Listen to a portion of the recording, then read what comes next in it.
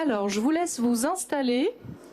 En fait, on a plein de gens qui sont connectés en distanciel, donc on va pas trop tarder pour lancer la réunion, parce que sinon ils vont se dire qu'on les a oubliés.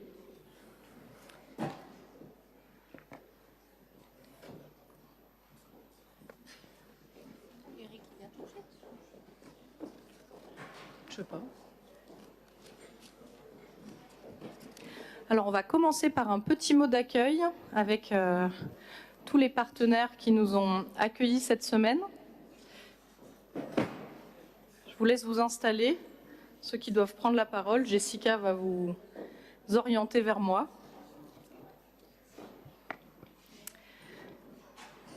Alors, bienvenue à tous. Donc, moi, je m'appelle Sophie Gardette. Je suis la directrice d'une association qui s'appelle Initiative pour l'avenir des grands fleuves. IAGF, vous allez entendre cet acronyme plusieurs fois dans l'après-midi. Un grand merci d'être avec nous. Comme je vous le disais, on a aussi un format en distanciel. Donc, on sont connectés entre 50 et 80 personnes un peu de partout, du monde entier. So there are 120 people from right around the world who are following us. For those of you who are following us remotely, you have simultaneous interpreting, which has been organized so that you can understand what we're talking about, and you have a little button that you can press on to follow in English. So that's for the logistics information. So I'm going to welcome our partners, those of you partners in the event, bearing in mind that this event is organized with the Mayor's Office of Arles. Patrick de Carolis, unfortunately, is not able to be with us. He is unwell. He's going to be represented by Mr. Raviol, who will be speaking at the end of his stay this afternoon. Come with me. Come over. Don't be shy. Please take a seat. Non, c'était... c'est la région qui nous a... Mais je pense que les deux sont bien.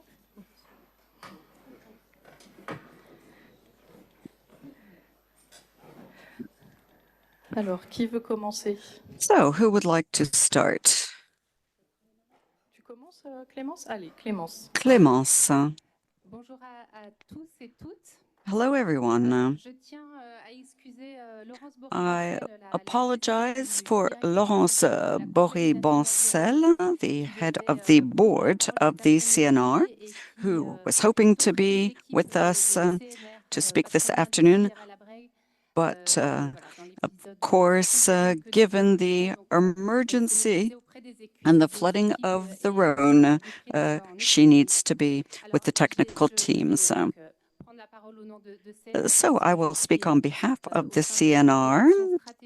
I am a member of the Strategic Committee, but I am also Secretary General of the Association, the Initiatives for Great Rivers.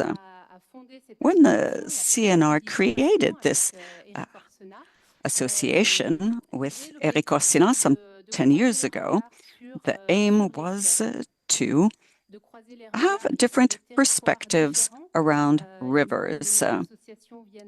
The members of our association are from all continents, but we also wanted a cross-disciplinary perspective on rivers. And so amongst our members, for example, we have researchers, social sciences, experts, hydrologists, environmentalists, waterway managers, and operating companies. And so it's really that combination of perspectives that is part of the great advantage of this association.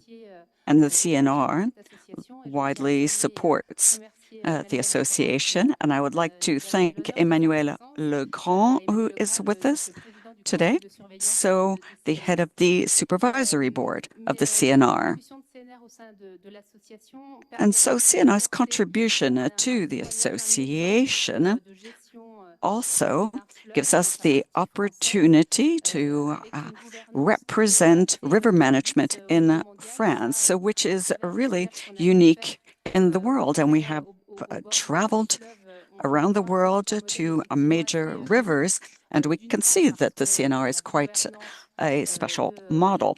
The governance of the CNR, we are the operator of the concession, but it's a public-private partnership with 183 towns along the Rhône who are members. And there's also the distribution of the revenues coming as well as we fulfill our public mission. So a mission of solidarity to produce hydropower and to also promote river navigation, irrigation for the farmlands, to protect the environment and support for the local communities. And so our association meets annually for an international session, which is the case here.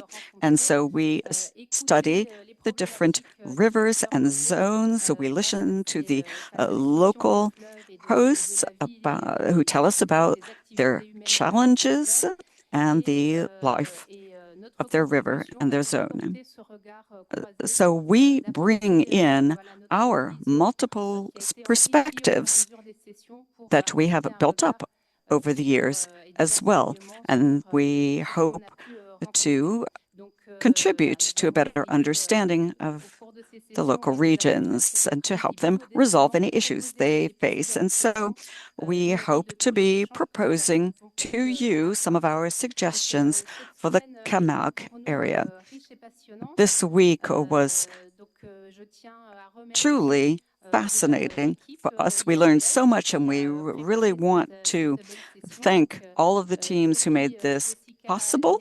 And we have Sophie, Jessica, and Marine of the IFGR who handled the organization, and we have our members of the association who have come here from all continents. So we've talked about the Senegal River, the Vietnam, Bangladesh, Australia, Bulgaria, Switzerland even, and contributing their views.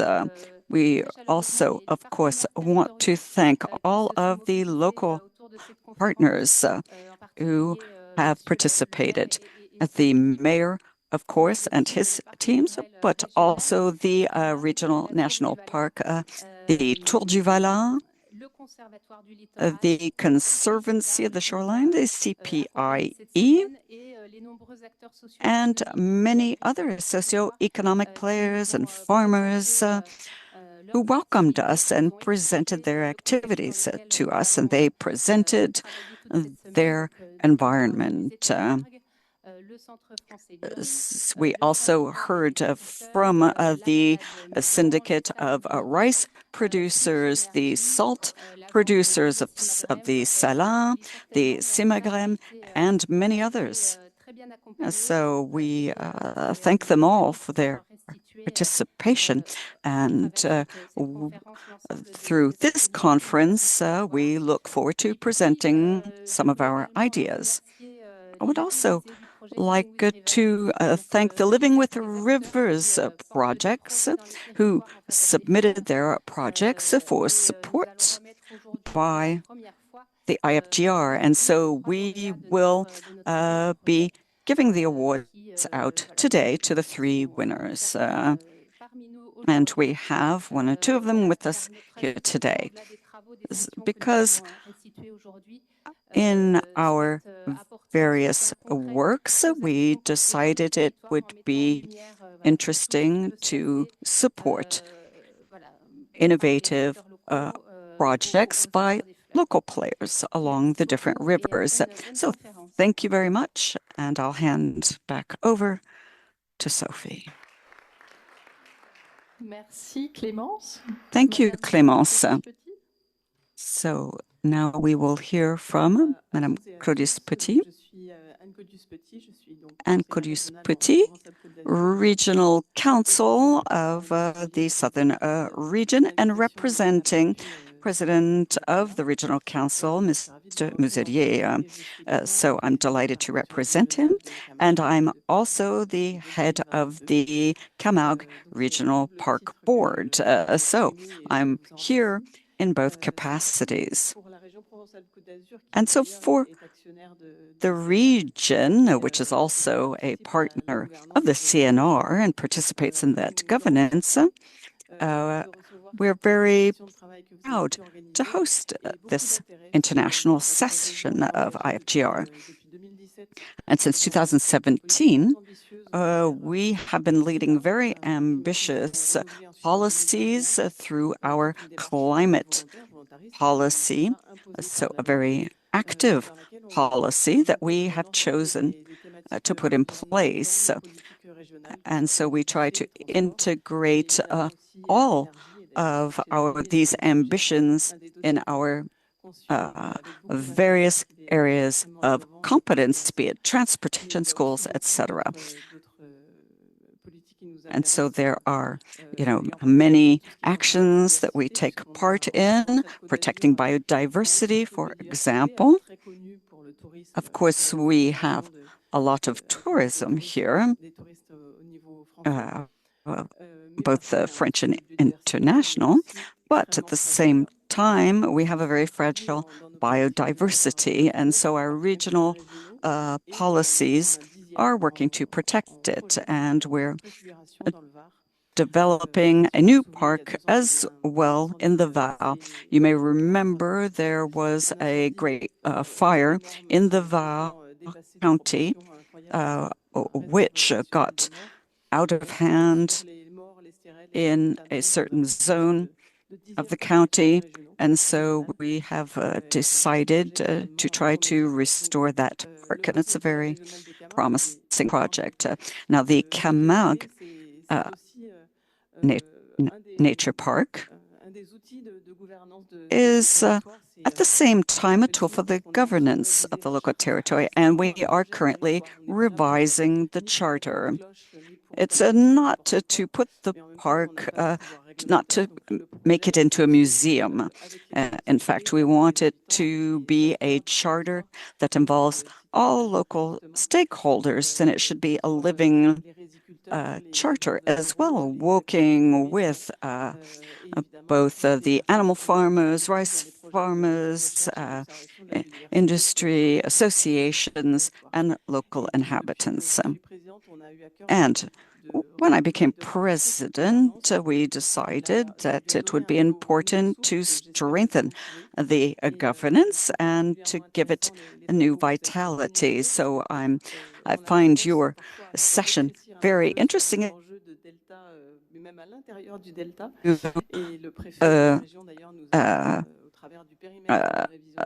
Get closed in on ourselves. And it's important to think more broadly than our own boundaries because we have to share our scope with others. We're connected to all of the neighboring counties and region. And so we look very much forward to hearing your proposals. And so I'll be listening very attentively. I'm sure we have plenty to learn from you different experts. Thank you so much. Merci beaucoup. Thank you very much. Over to you. Hello, everyone. François Fouché from the Conservancy of the Shoreline, and we are a partner of this session. So the Conservancy is a public organization at a national level, and so we have delegations in different parts of the country, and we also work with international partners. So, of course, when we talk about a shoreline, we have the mouths of major rivers and their deltas here in the Camargue. of course, and so this is why it made sense for us to be participating with the IFGR in their study. We have a very fine, tangible and intangible heritage here. The rivers, for us, and as you will certainly agree, and as we heard during the session, we know that there are a lot of dynamics at play, either by human action or the natural changes, or even climate change. And as the president of the park just mentioned, it's important sometimes to look more broadly around us, to learn from other experiences. And so I've spoken with some of the different experts who are here with us. For example, from our African friends, we talked about these sacred forests. There are spiritual and mystic attachments to different regions. And so we have to keep in mind that a region where we live and work, what is our relationship with the water? And we can see that this is part of our heritage. There are things that we can see, but then there is much else that is part of our experience in the local region. And that should become part of any future projects. And many have mentioned before that humans are very much a part of the future of our great rivers. So I look very much forward to hearing from the experts. And, we have a duty to adapt. We have a duty to future generations to preserve the heritage, of course, and take account of the vulnerabilities and doing everything possible so that future generations will benefit from the extraordinary treasure that we have here, thanks to the rivers and our history. Thank you. Merci beaucoup, Monsieur Fouchier. Thank you, Mr. Fouchier. Now we'll hear from the CPIE. Hello, everyone, and thank you for inviting me to speak. So I'm Lysia Donadi, a coordinator of a Center for Environmental Initiatives, and we've been working on subjects concerning the river for 20 years now, working with different partners. So for us, it's about a shared culture and strengthening that sharing. And so when the IFGR invited us to participate, we felt that it was a great opportunity to be able to learn from other rivers around the world. So I really want to thank you for that invitation, because once again, for us, we are always very focused on our own delta, but of course, other parts of the world have very interesting experiences. And we talked quite a bit about solidarity. This is something in the past 20 years that the CPIE has tried to encourage, be it a spatial left bank, right bank, but also amongst the people who live here, learning to work together, join our forces for the delta, because as we all know, there are different usages around the delta, and we have to find a way to cohabit.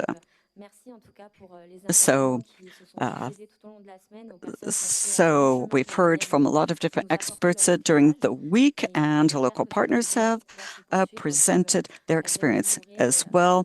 And all of this nourishes the work that we try to do in favor of the Camargue region. Thank you.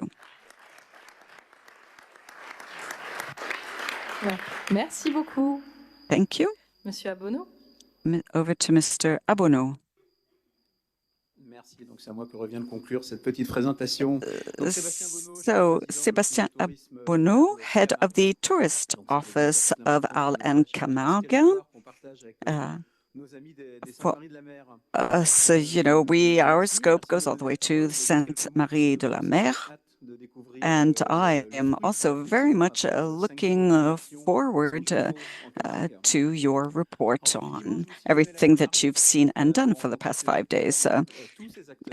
So many stakeholders spoke to you during this week, some who are fighting against salt intrusion and others who make a living from salt production, just to give you an example.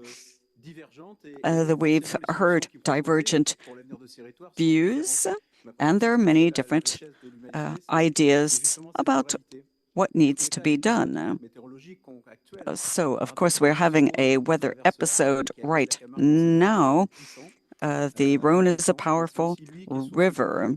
It is all at once a threat, but also a source of life and livelihood. So we're happy that the IFGR benefited from pretty good weather while they were here, but we really want to thank you for coming here, listening to us, and we very much look forward to your suggestions. Thank you. Merci à vous. Merci à vous. On a même les Thank you very much. We even have the cicadas for some reason. We have cicadas who are singing. So we have to live with nature. It's going to be the theme of our roundtable, so it's very appropriate. It's not a cicada, apparently. No. The specialists tell me. Okay, we'll sort that out later. In any case, thank you very much, everybody. It's a great pleasure. It's been a great pleasure to work with you to prepare this session and to be with you all this week. We hope that we'll be able to carry on working with you in the long term. I'm now going to ask Mr. Raviol to come up to the stage, who's representing the Mayor, Patrick de Cariolis, who unfortunately couldn't be with us. Ladies and gentlemen, good afternoon. Everybody's left. I'm all by myself now. Okay. The mayor is very sad that he's unable to be with you. He's very honored that you've come to carry out this work in our town about the Rhône River. Of course, the Rhône, as you know, is important to us because you've arrived at a time when the Rhône is in the flood. It does come down a bit. There's 6,700 cubic meters at the moment. We have to be very vigilant. I'm also president of the CIMADREM, and also people from the CIMADREM, the director, and people from the CIMADREM have explained some aspects to you during the week. The deltas in general, of course, I'm also looking forward to hearing about your conclusions of your work at the deltas, wherever they are. We know that over a period of time they tend to sink, that there are problems because of climate change for all deltas, because we have the sea level rise. This means that for us, as the Rhône, as the land in Camargue is low, it has to be protected. We protect and we don't protect. We have to protect from marine submersion. The people living in this delta, starting from the 2nd century AD, started to build dikes because you can't control a flood Once you have the dikes and you have canals to bring fresh water into the land to remove the salt, then you are able to control water. Otherwise, it is the flood that controls the water. A flood can happen at any time. It can happen every year or once every 20 years, or as we saw in 2003, for example. The important thing also is how we manage water in the deltas. We are very lucky because we have the environment, we have the livestock breeding, which is extensive in Camargue, which helps to manage the marshes. So we're able to have extensive farming rather than intensive. We have rice production, which enables us to bring in larger quantities of fresh water into the Camargue, which enables us to control of the salt intrusion. At the moment, the CIMADRAM is working on bringing in water using canals to be able to bring in water to the Vacaras. So we'd have 30 million cubic meters brought into the Vacaras pool, and saying that the CIMADRAM agrees with that idea because this would maintain the balance of salt and fresh water. In Camargue, we have industry. We have the Salins du Midi salt producer. This is important for our area. There's plenty of life in our area. We have inherited the Camargue. When I say we, I mean everybody. I mean people who work for the mairie and everybody in the area. And we have inherited this area. And so we have a duty to hand on this Camargue to the future generations in the best possible condition. We are only here for a certain period of time, and people will be here after us, and we hope they will continue the same way. So it's very important to look after all of the deltas, and quite honestly, I would like to thank you for your work, and I think we are going to listen to you very carefully. Thank you very much. Un grand merci, Monsieur Thank you, Raviol. Mr. Raviol. And please pass on my good wishes to the mayor, because we were very touched by his warm welcome on Monday, and his words have remained in our minds ever since then. So we have the president of our association, Eric Orsena, who is going to continue with the proceedings. Eric, over to you. Bonjour, bonjour, bonjour, bonjour. Good afternoon, everybody. I'm very pleased to be in this beautiful town and this beautiful region. So I'm going to divide my presentation in two parts. First, the first part is about water and rivers around the world, very quickly, for about 15 minutes. And after that, I'll start to talk about our reactions following a very, very exciting and interesting week. First of all, a few bits of information about water. It so happens that you may not know this, but it is always been my profession. I've chosen to be an economist in raw materials, and the first raw materials of all is water. I'm not only interested in water because the first ministerial office I worked in was the Minister of Cooperation, and I was responsible for uranium in Niger, and also coffee and cocoa. I'm saying that looking at somebody who has very specific links with chocolate. You see what I mean? I know that there's a little packet of chocolate that is waiting for me. I'm very happy about that. So I'm very happy. Just to explain to you, let me give you a few bits of information about water. First of all, there's the same quantity of water ever since the Earth has existed. There's no creation of water. It's just recycling. This is very interesting. The first book I wrote about scientific knowledge was about the Gulf Stream. It changed my life.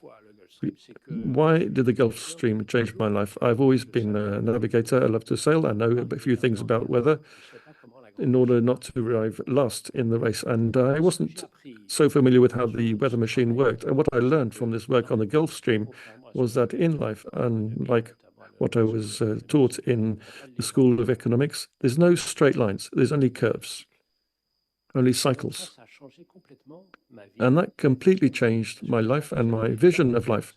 When in your head you have growth like this and you have a cycle, there's something that changes the way you think about things. So we always had the same quantity of water on the earth, but there are increasing inequalities. Inequality has been increasing in terms of space and over time, increasing inequality in spatial terms in certain regions of the world who used to have a lot of water. They're tending to have even more water, and the regions of the world who had little water are tending to have even less. You can see what's happening in Spain. It's not at all certain that the southern half of Spain will be able to continue having the same kind of agriculture. And look what is happening in Morocco, which is growing at a tremendous rate. And their one barrier to this growth is water. When they send us tomatoes, and they are sending us water that they can't really afford to give us. So there's a question of inequality. Then the question of time as well. We'll go into more detail about the question of averages. An average is meaningless.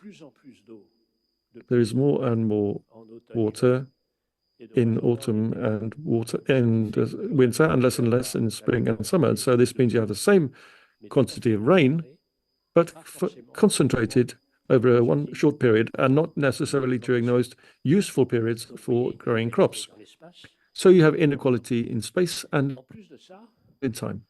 In addition to that, you have extreme phenomena, warming phenomena. At the same time, where we are starting to see a number of climate disruptions with precipitation we had never seen before. In the Ardèche, over the last 2 days, there's more than 600 millimeters in 2 days. 600 millimeters. So we have this phenomenon of extreme weather events caused by global warming. The most best-known phenomenon is the temperature of the sea. We know that when the waters of the Gulf of Mexico go above 20.6 degrees, this can set off cyclones, depending on where they may be on the planet. But a more interesting mechanism, and I've been working for more than 20 years on water, and I learn new things every day. You may know that there are different sources of the rivers. You have the glaciers and forests. I won't go into great detail, but you have the phenomenon of evapotranspiration. If you cut down a forest, you have less evapotranspiration, and this means there is less humidity and therefore less precipitation. So this means that, for example, I've just come back from Guinea, which is the water tower for the rivers of West Africa. I could see that, like everywhere else, the forests are being cut down because people are extending the cultivated areas, and also because there are more and more herds of animals which are destroying the sources of water. So I'm thinking that when you no longer have any forests in Guinea, there will no longer be any water to go into the Senegal River, the Gambia River, and the Niger River. Can you imagine the situation we will be faced with? And there are researchers from Montpellier who I work with who've said to me, listen, you need to do a little bit more work, my boy. Why is that? Because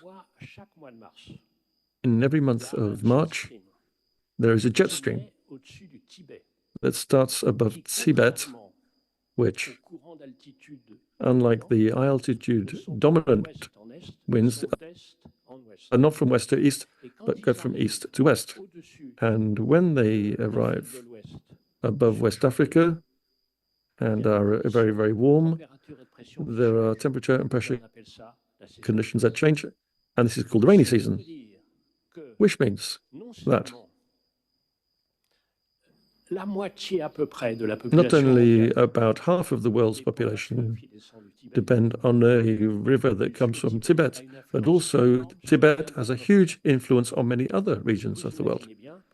So you can imagine why I'm going to spend the whole of the month of next May with the signed agreement of my cardiologist, I'm going to spend a week in Tibet.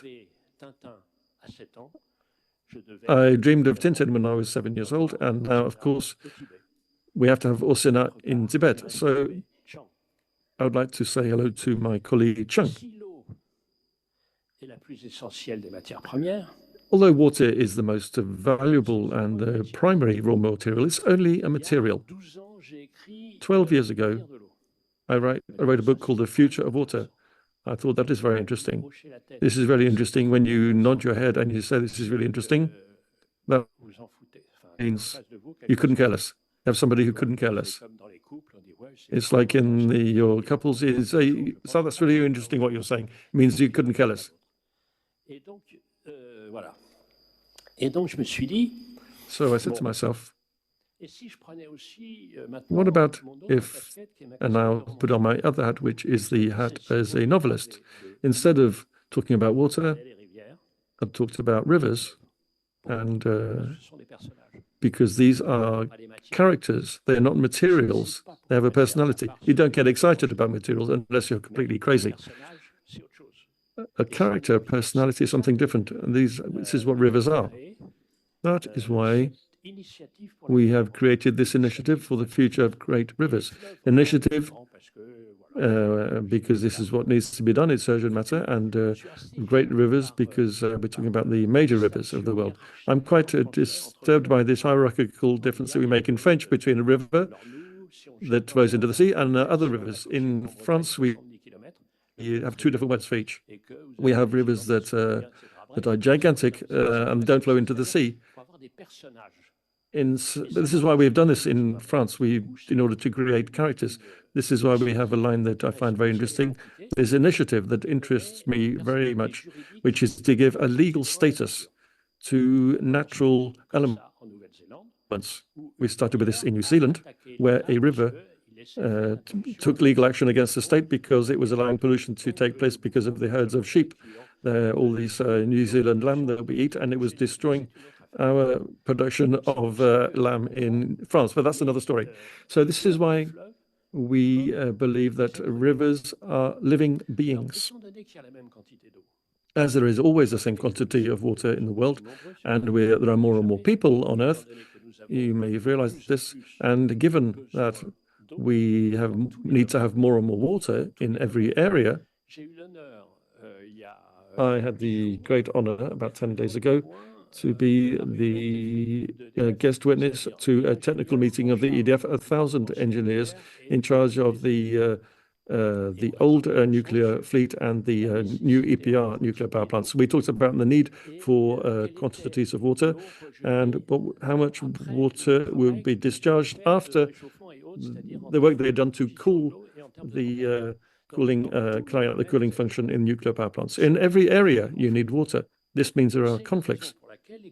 And this is why I was asked to intervene regularly to try to resolve these conflicts. We could spend a lot of time doing this. If you like, I can explain to you a little bit, river by river, how this works to resolve these conflicts. Let me give you an example. This is the example of the Nile. You may have learned in school that Egypt exists because of the Nile. If there was no Nile, there would just be desert and there wouldn't be a country there. And like most of the other places in the world, the power over the Nile has always been the country that is downstream. In other words, Egypt, you had the Pharaohs, you had the Ottoman Empire, and you had the English Empire, British Empire, which always prevented Egypt from withdrawing water for itself, representing more than 10 or 15% of its flow. You need to know that the Nile is divided in two. You have the Blue Nile that comes from the high mountains of Ethiopia, and then you have the other part which comes from the lakes. And so Ethiopia has never been able to develop because of that. And about 15 years ago, Ethiopia had enough of being restricted in how much water it could withdraw from the Nile, because most years its population only survived because of food aid. And so it said to itself, in order to develop my agriculture, I need to have more water and not be restricted to 15%. So I'm going to build a dam called the Renaissance Dam without asking anybody's permission. Right at the border of Ethiopia, and just before Sudan. You know that it is in Khartoum that the White Nile and the Blue Nile join. And so this is where they built the dam. When I went to Addis Ababa, the French ambassador said to me, well, listen, I have my colleague, the ambassador of Egypt, who would like to see you. I met a charming man brought by very cultivated people. And he said to me, it's not exactly by chance if we're deciding to buy Rafale aircraft from you. I know that tomorrow you're going to visit the Renaissance Dam tomorrow, which is in its last phase of completion. This work is not going to be completed because for us it's absolutely vital. And so this is where we are at the moment. And if we are now in the right, we are in the process of negotiating whether the dam can be filled, and if Ethiopia takes more water too quickly, which it needs, what is going to remain for Egypt? But if Ethiopia, Egypt in a peaceful climate that you are familiar with, decided to attack Ethiopia, who would it attack?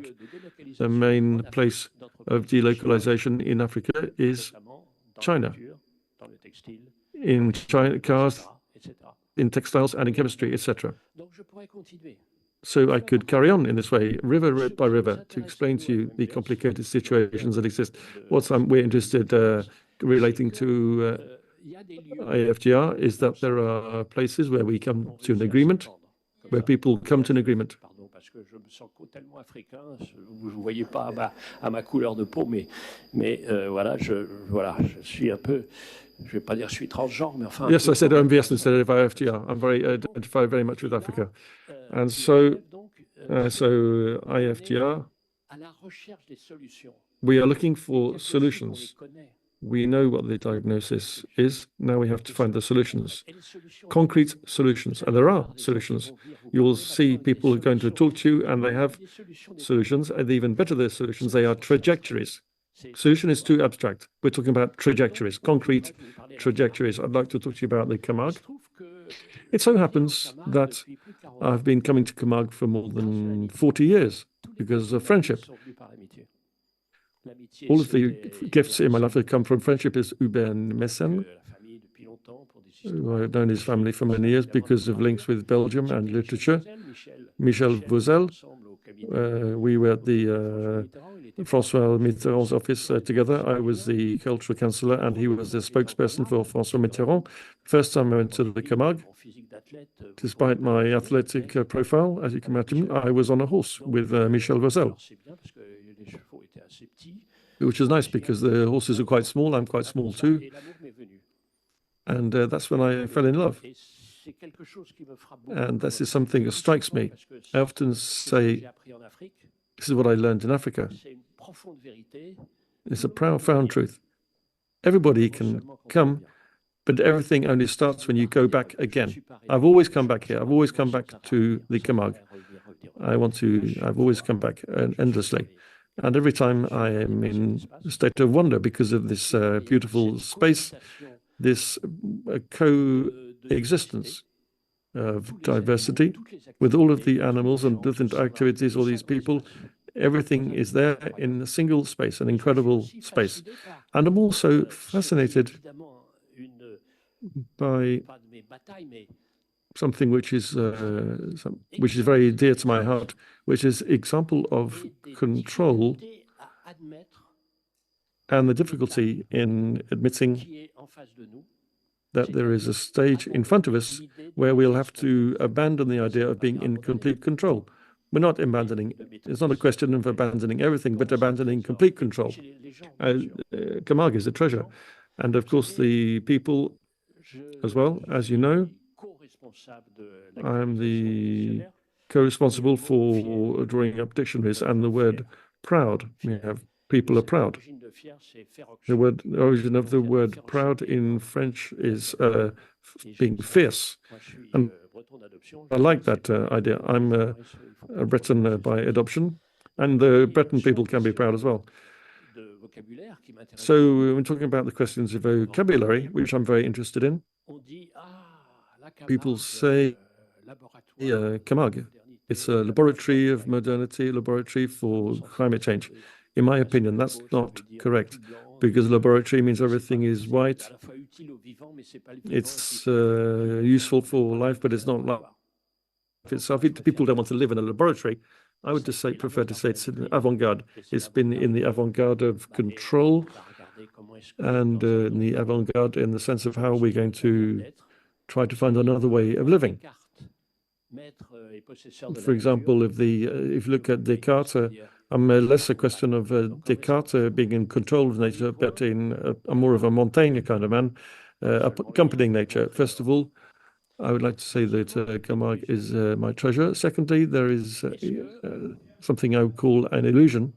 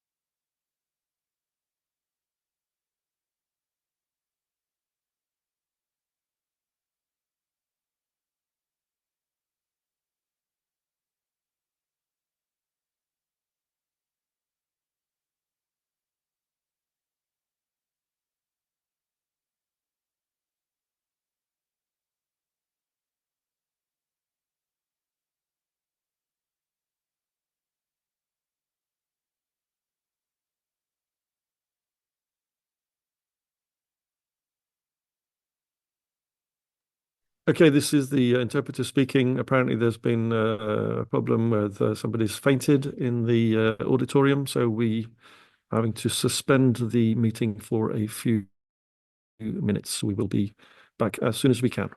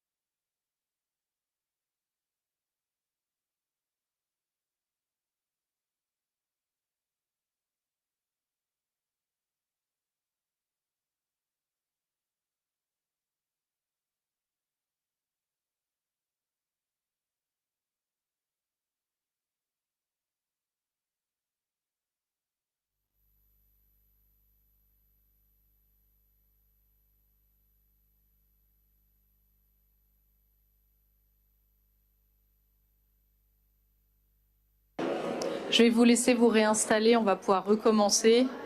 Please have a seat and we'll get started again.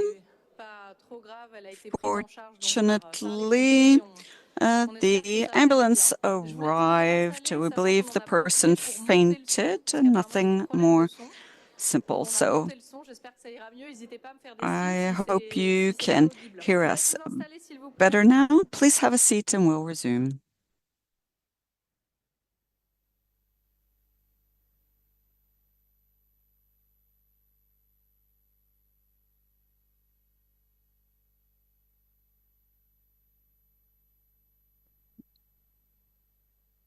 Allez, on va reprendre et merci à ceux qui sont connectés à distance d'avoir. Thank you so much for your patience, including those of you connected remotely. And well, I've been told it's a cricket that was making noise earlier, but. Merci. Alors, est-ce que vous m'entendez mieux? So, I hope everyone can hear okay. Thank you. Alors, j'ai présenté mes excuses à notre ami. So, my apologies. I didn't know I was so toxic, so my apologies to the person in difficulty. But I'm told, no, that it's not me. You know, I didn't know that I could have such an effect on people.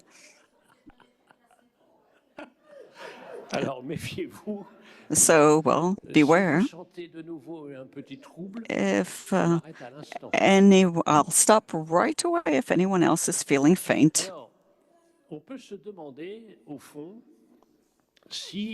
So, we should ask the question, and I speak to my geographer friends, is Camargue still a delta because it's surrounded by dikes? Well, by definition, it's no longer receiving sediment, amongst other things. So, when you know the people of Camargue, what we know is there's also the desire to be something of an island in space. You can't see the Rhône anymore. And it's quite interesting. I mean, when you go to the Museum of Antiquity in Arles, you can see this concept of the world that is very open and crosses boundaries. But when you talk to the people of Camargue, it seems that they are very much focused inward on themselves. And in general, we can see in other cities, and I have talked about globalization, people are seeking to reconnect with the river. We've seen it in France, in Lyon, and in Paris, in San Francisco. But here, it seems that the people are trying to protect themselves from the river. And it's true that in Brittany, some people see the sea as the enemy. You know, so this is, it is the source of storms and flooding. So I've noted that, but at the same time, we have to realize that this some sort of island or this memory of a delta is actually very dependent on the fresh water from the Rhône. And, you know, we also have to remove the salt, and then there's the salty water of the sea at the same time. It's also an island in time. And there is a tendency, I believe, to try to cultivate nostalgia rather than cultivating the future. And so it reminds me of a resemblance between Camargue, this island, and Sicily. And even though there's very little physical resemblance between myself and Alain Delon, as you've noted, it's nonetheless like the film Le Guépard, Gattopardo, and comparing Sicily and the Camargue. What do we see? What do we need to change so that the essential is preserved, everything essential? You know, there's a threat to the old society of Sicily was Garibaldi's armies, and the threat for the Camargue is climate change. Another comment. The mayor mentioned three key areas: protection, solidarity, and resilience. So, in order to achieve that program, well, it will require a project, and the project requires everyone getting on board. And to protect, we have to anticipate. And anticipating also means having a shared vision. And there are solutions that exist, but that's not the key. The key is to be moving together in a direction that we have chosen together to overcome our differences. So that raises some questions. First of all, what is the right scale geographically and in time? So what space are we talking about? Is it just the island of Camargue, or do we expand it a bit here and there? And I'm familiar with this question. And so, you know, you can see it in the wine growing world. Of course, you've either got your protected name of the wine here, but not on the other side of the road. Okay, so. And it's that I myself am very much connected to the wine growing world for plenty of reasons, but there's also the scale of time. For how long are we going to say change nothing and it doesn't matter what happens after us? So these are the types of questions that I find fascinating. And I have heard people say that in the old days, there was something called the Little Parliament of the Camargue. In the past, there was something like that. And I know that there is a Parliament of the Loire River where people discuss what can we do with the Loire and about the Loire.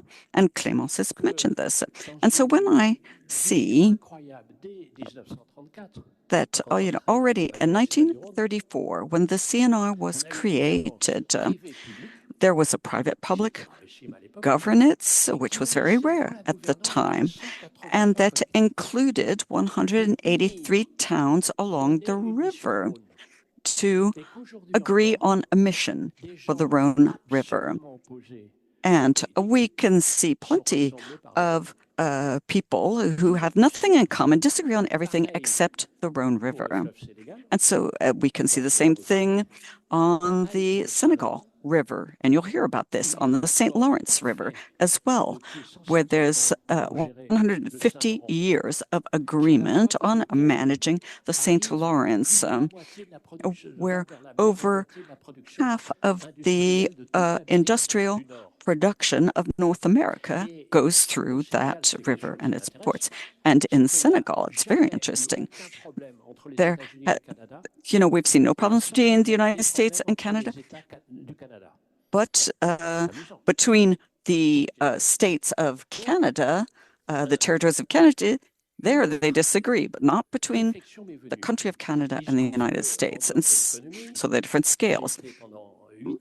in addition to being an economist, I have also worked a lot in politics as an advisor to presidents. And I was a member of the Council of State in France for 20 years. And I thought, I had come to all of this because of hydric issues, but in fact, most often we're discussing institutional difficulties. How can we talk to each other better? How can we revive the little Parliament of Camargue? How can we revive the Charter? So I'm very surprised that that is what has come to the fore here. Another point. I am firmly convinced that the only future is life itself, though some say I'm immortal. But if we look at other deltas, really, are you aware of how rich you are here? What a treasure you have? So much potential here. And so always looking to the past, being nostalgic, it's painful. And I think it's really only projecting into the future that allows us to rise above that. You've already got your Museum of Antiquity in Arles, and I think the Camargue deserves more. And another thing that we noted while we were here, so for example, I hold the Pasteur chair at the Academy of France, and I have spoken to the Academy of Medicine and I'm going to describe a new disease, the syndrome of the visitor to Camargue. So you meet with people of the Conservancy of the Park, the rice growers, herders, all of those people. Every time we listen to them, we agreed with them, but they don't agree with each other. So what's going on here? What is going on? And so I'm going to describe that as a new disease, SVC, the syndrome of the visitor of the Camargue. And so I'll have to describe the symptoms. But what I believe is that, there are things that are not working here, though there are many efforts, different types of solutions.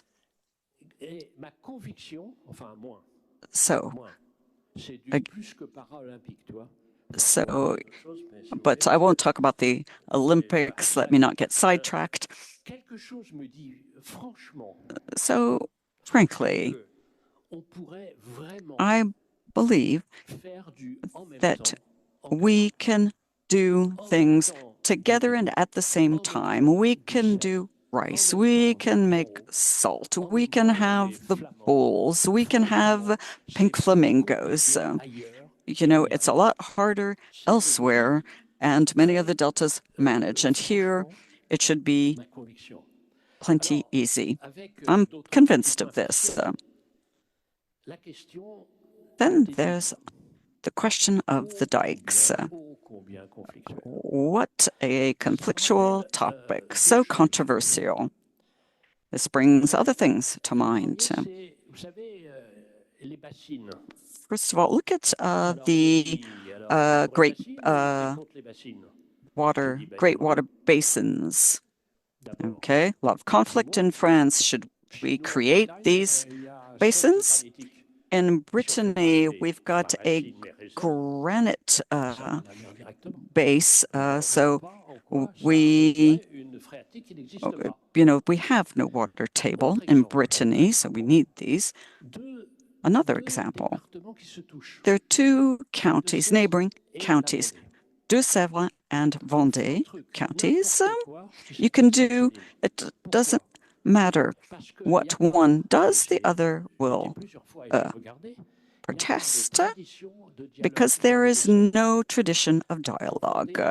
In the Vendée, they've got water reserves everywhere, and they're not called basins, and so the environmentalists don't get upset. Well, they're a different size, it's okay, etc.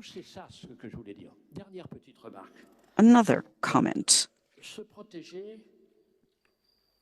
Trying to, if you want to protect yourself, you have to anticipate. And this requires looking further ahead. And so I think we can say that a lot of this reminds me of our health system, which is in poor health. And though, of course, the emergency service, the ambulance came very quickly, but in general, our health system is not doing well. Why? Because our system of preventive medicine isn't working very well. So you can spend a lot on care, but if you don't spend more on prevention, none of it will work. And so that's an idea to keep in mind as well.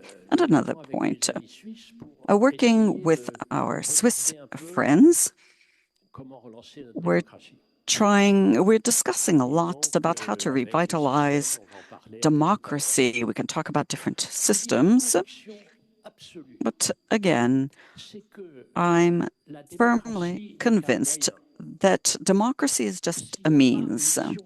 If there's no shared vision, no res publica, if there's no republic, then democracy won't work because it makes us powerless, and it can be really the end, because when democracy doesn't work, there's the temptation of dictatorship. So in Camargue, it has to work for everyone. It has to work for the people, nature, for everyone, for the future. Thank you very much.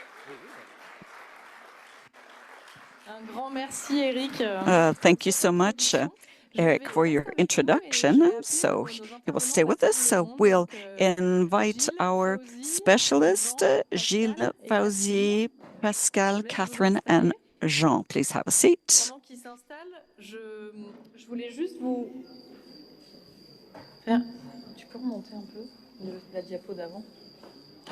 Je voulais juste vous repositionner tout ce qu'on avait fait pendant une semaine. Let me give you a brief overview of what we've been doing during our visit. So we have our international experts with us to look at what's going on in the Delta here.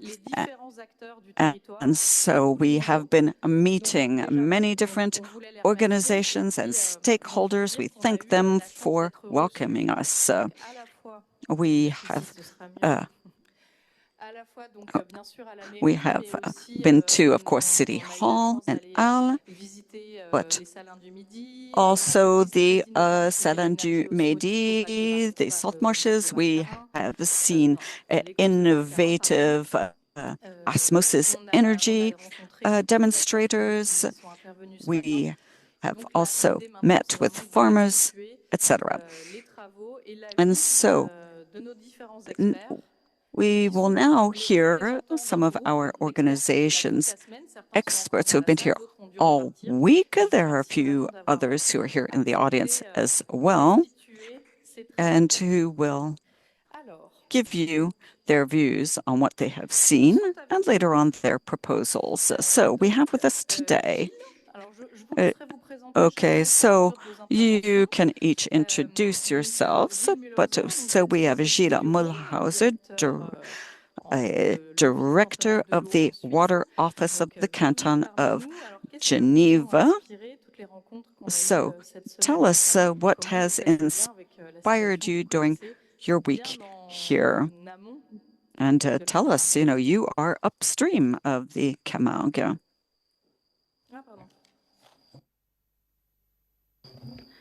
Voilà, bonjour à toutes et à tous. Hello, everyone. Effectivement, donc je suis, qu'est-ce qu'on va dire, le représentant de So l'autre I represent the other nation sharing the Rhône with you, so completely upstream.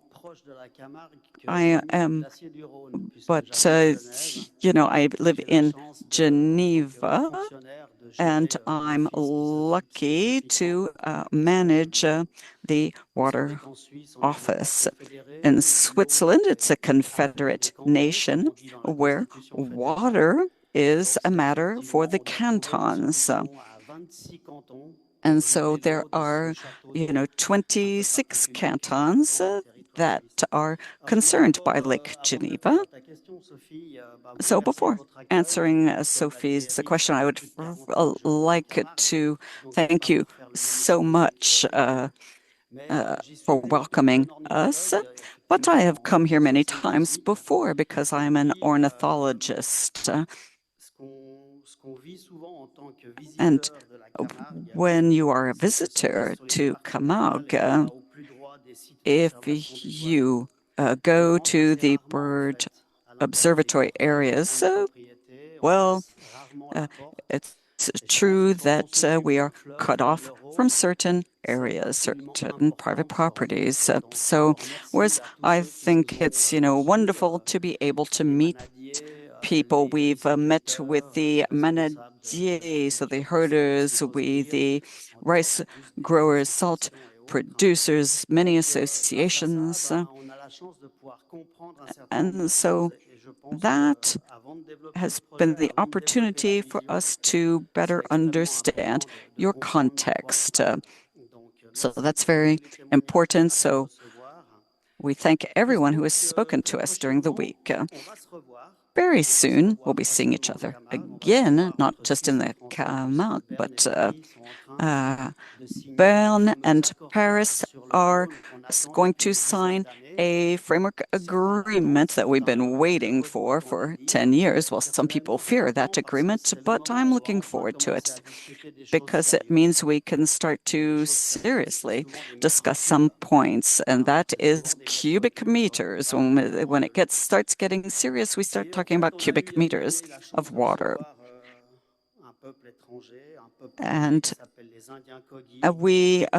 recently we were very lucky to host an indigenous people of Latin America, and they said the glacier is the head and the Camargue is the feet. But well, to them, this is very positive. But for them, both are just as important. Reflexologists will say that, well, your feet are the most important because, a foot massage can stimulate the brain. Okay, so you're playing a very important role, of course.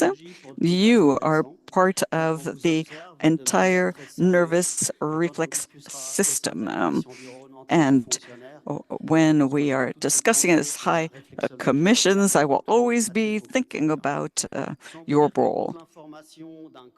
Of course, so we see it as an entire body, a human body. Okay, so calling the glacier a brain is a bit strange.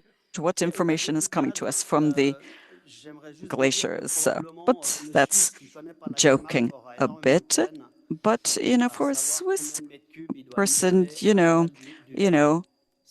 we're wondering how many cubic meters do you need? We need to know what are the needs of rice production. For example, and we've heard about the current. We've heard about salt intrusion. We need to understand what this means, and we need to know how much water needs to be released downstream. And then, we've talked about that average flow, 1,500 cubic meters per second at Beaucaire. It's 330 cubic meters further upstream. So Switzerland is, not in control of all of that. Averages don't mean anything. You might have your head in the oven, your feet in, your feet in the icebox, and you'd be dead. In fact, although the average might sound like you're still alive. Okay, so averages don't mean anything. So this important thing to keep in mind is some of the thresholds. We look at some of the minimal and maximal thresholds, and that's what we're concerned with. And what about the dry periods in particular?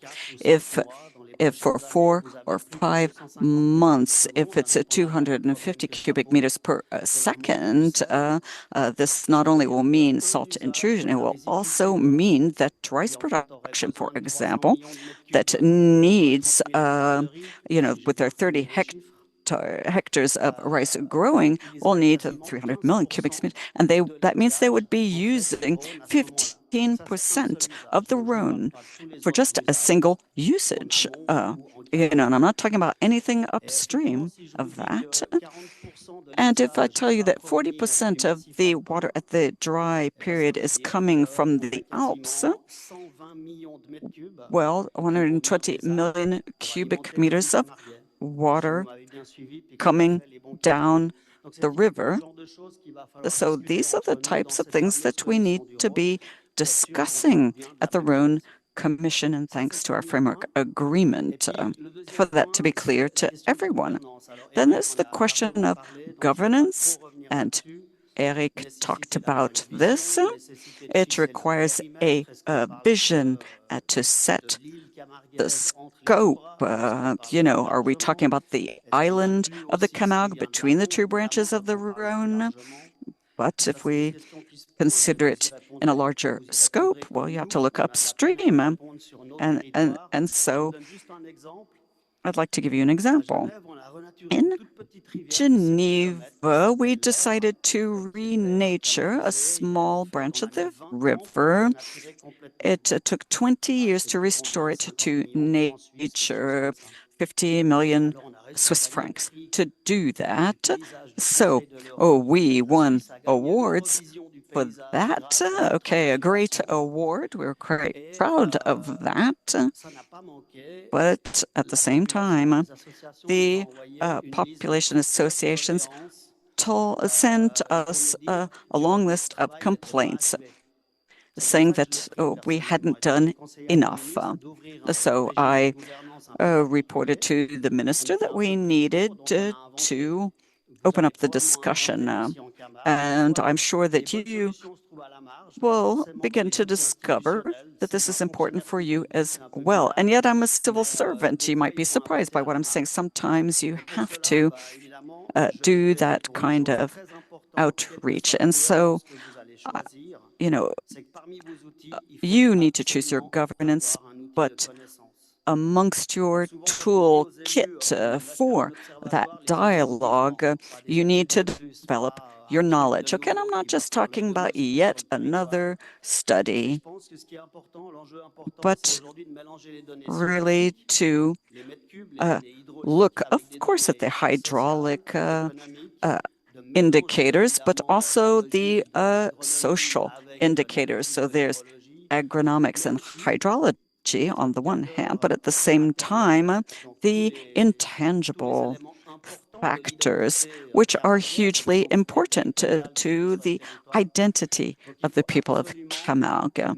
And that you have to learn to include in your parliament or observatory. There's the scientific and technical information, and then there's the socioeconomic and the cultural aspects. But other experts will be talking to you about that. And we've seen some wonderful things while we were here. The festival in the arms of the Rhône, for example, and often this is a great way to rise above a certain discord. So I'm not here to tell you what is the best governance. Is it a charter, a local parliament, a popular assembly, or other such models? So I'll stop there and hand over to my colleagues representing other territories. But we in Geneva will be delighted to come back, and I have been appointed to maintain the direct relationship with you, and I'm soon retiring, so I'll be very much available to work with you if you would like any assistance from the IFGR. Merci beaucoup, Gilles. Donc, je vais Thank you so much, Gilles. Now let me hand over to Fawzi Bedreddine, coordinator of the OMVS, the Senegal River Management Organization. So, Fawzi, please tell us about your perspective on what you've seen this week. Thank you so much. Hello, everyone.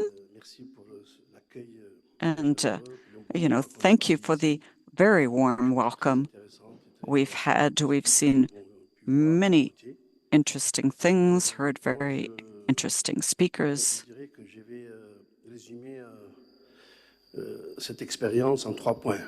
There were three key things that have emerged for me during this visit. So I come from the Senegal River Management Organization, as you've understood, and I'm sure that there are some things that can be shared with you.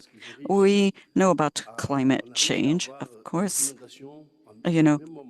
We have had, we've seen flooding in Arles and on the Senegal River. So, climate change is impacting us at the same time. And so we've had, flooding along the Senegal River right now. I've seen the images in France, people up, wading through mud, and the same thing is happening right now in Senegal. And so these phenomena are no doubt going to become part of our lives. In the future, we're going to see an alternation between too much water at some times and not enough at others.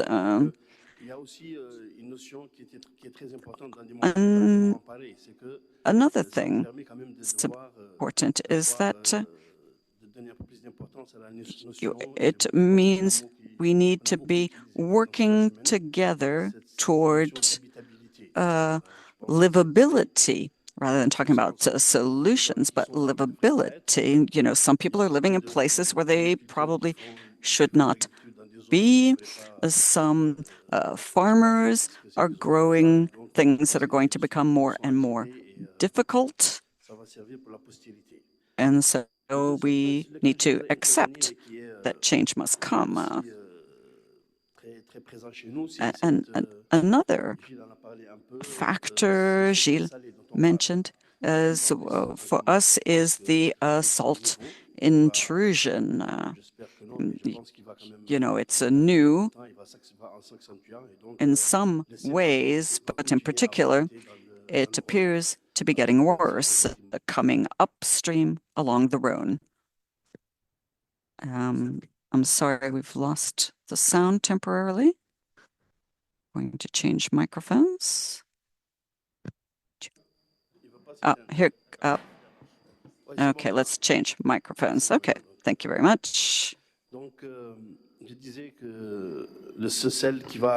And so the salt is coming up the river, it's coming up the Rhône, and it's very dangerous for agriculture. And we have the problem already in Senegal. Even before our organization existed, we had about 10,000 hectares of agricultural land. We couldn't have any more than that. So we have built a dam near the mouth of the river to prevent the rise of the influx of salt. And so we've been able to multiply by 10 our arable land. So that's something that you can anticipate as groundwater as well. You need to keep an eye on it because as the saltwater flows up the river, it also enters the water table. So we have to be paying close attention. Third subject is governance, learning to cooperate and work together. At the OMVS, we are often given as an example an international cooperation. We're in a Sahara environment, and we have to learn to cooperate around the Senegal River. So that's hugely important. Now, I didn't arrive on the very first day of the session, but I know that you talked about this. But everywhere there are tensions. It's true, there's always any number of difficulties, but we have to learn to work together, even when sometimes certain interests are in conflict. We have to find a way to come to a consensus. And so, I'm happy to hear that Gilles has said that there's a new commission being put in place between France and Switzerland. And we heard about the Renaissance Dam in Ethiopia. There wouldn't be a conflict there if they had had a better dialogue. And, we could be headed for a great conflict there. And you have to share the benefits of any shared projects that you develop together. It contributes to stability and to mutual benefit. And let me end by saying, we know when you learn to share water, you can learn to share everything.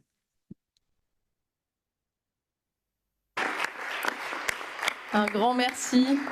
Un grand merci, A big thank you to you, Fawzi, for this enlightening speech. I'll hand over now to Pascal Bordeaux, a historian specialized in Southeast Asia, who is going to talk to us also about similarities and differences that you can see as a historian, looking at other river basins in Asia and in other places, I expect too. Thank you. Thank you very much. Good afternoon, everybody. I'd like to thank all of the people in the local area who've welcomed us here. As a researcher, these are exceptional working conditions to have all of this panel here with us to be able to think about this subject in a short period of time about what we can observe. I'd like to talk about two paradoxes, which I'm sure you'll find surprising, which I think reflect my vision of research. The first paradox is that I'm French and that I probably know Vietnam better than France. I know the Mekong Delta better than I know the European deltas and deltas in France, in particular Camargue. The second paradox, I'm a historian of religions, and imagine most of you think, what is a historian specialized in religion going to tell us about the hydraulic issues? The paradox is that I've started working on Buddhism, and I've started to think about the physical, spiritual, and symbolic reality of the Mekong Delta. And as I think of the thousands of years of history and the idea of the end of the world, which is a Buddhist concept, I've also started to conceptualize climate change. How in the Mekong Delta you have Buddhist populations who believe in the cyclic idea of time and the morality of the Dharma that will change over a period of time, how this can be put into relationship with climate change. When I talk about this, I can try to talk to engineers. What are they going to understand about what I perceive about this symbolic aspect? And should I understand that this technical aspect that engineers will explain to me that a dike has to be a particular height to protect populations. A canal has to be oriented in a particular way so that the irrigation by gravity will function. How can we ensure that we have this interaction, this understanding of the different perspective between the symbolic and the technical? And what I've learned from this experience over the last few years, where I've had this great opportunity to be able to work with different actors who work in the area of water, and I've been able to think about these aspects. For me, the Mekong Delta, which initially was not at the forefront of my thinking, has become a character, a person who is active in itself, and also in interaction with man. And increasingly, I'm moving towards this understanding of the functioning of man and nature and the functioning of this river and this delta, that I've started to have a broader vision of these questions of water. For me, the Camargue is naturally counterweight to what I've been able to study in the Mekong Delta. There are a lot of similarities, despite the geographical distance and the cultural distance, and of course the differences in scale, the spatial differences, in which in Camargue you have a fairly small area with very, very low population, the Mekong Delta, which is a vast area, the same size as the Netherlands. The Netherlands always like to explain to people in the Mekong Delta that their delta is the same size as their country, and therefore their traditions can be applied directly in the same space. So it's really in the space of the Mekong Delta, which is a transnational delta. There's not only Vietnam, there's this idea of a large delta and a smaller delta of the Mekong, as we have in here, as a small Camargue and a large Camargue. We have the question of the delimitation of space, which is a very important question, of course. When I study Vietnam and when I work in Vietnam, you have to understand how deltas function. Vietnam is a country which is lucky because it was created around two deltas, the Red River Delta and the Mekong Delta, but on a completely different timescale. The north of Vietnam, where you have the Red River Delta, is the cradle of Vietnamese civilization. Apparently 4 million years of history, and the Mekong Delta is 3 or 4 centuries. If you explore a little bit further, you find much older traces of the Mekong civilization. What I would like to say is that when you understand how you have a national unity around a hydraulic question, because Vietnam is a hydraulic state, when you compare these two deltas, you realize that they're two completely different models. You have one model where dikes have been built over the centuries and the population has been living against the river, protecting itself against the river. Hanoi is the capital, and the river, the name Hanoi means a river, a town in the river. And man has had to constantly organize very sophisticated measures to be able to develop its rice production. In the south of Vietnam, on the other hand, we have an area which is the Mekong, which Mekong means the mother of water. We're not talking about the Chinese attitude where you're going to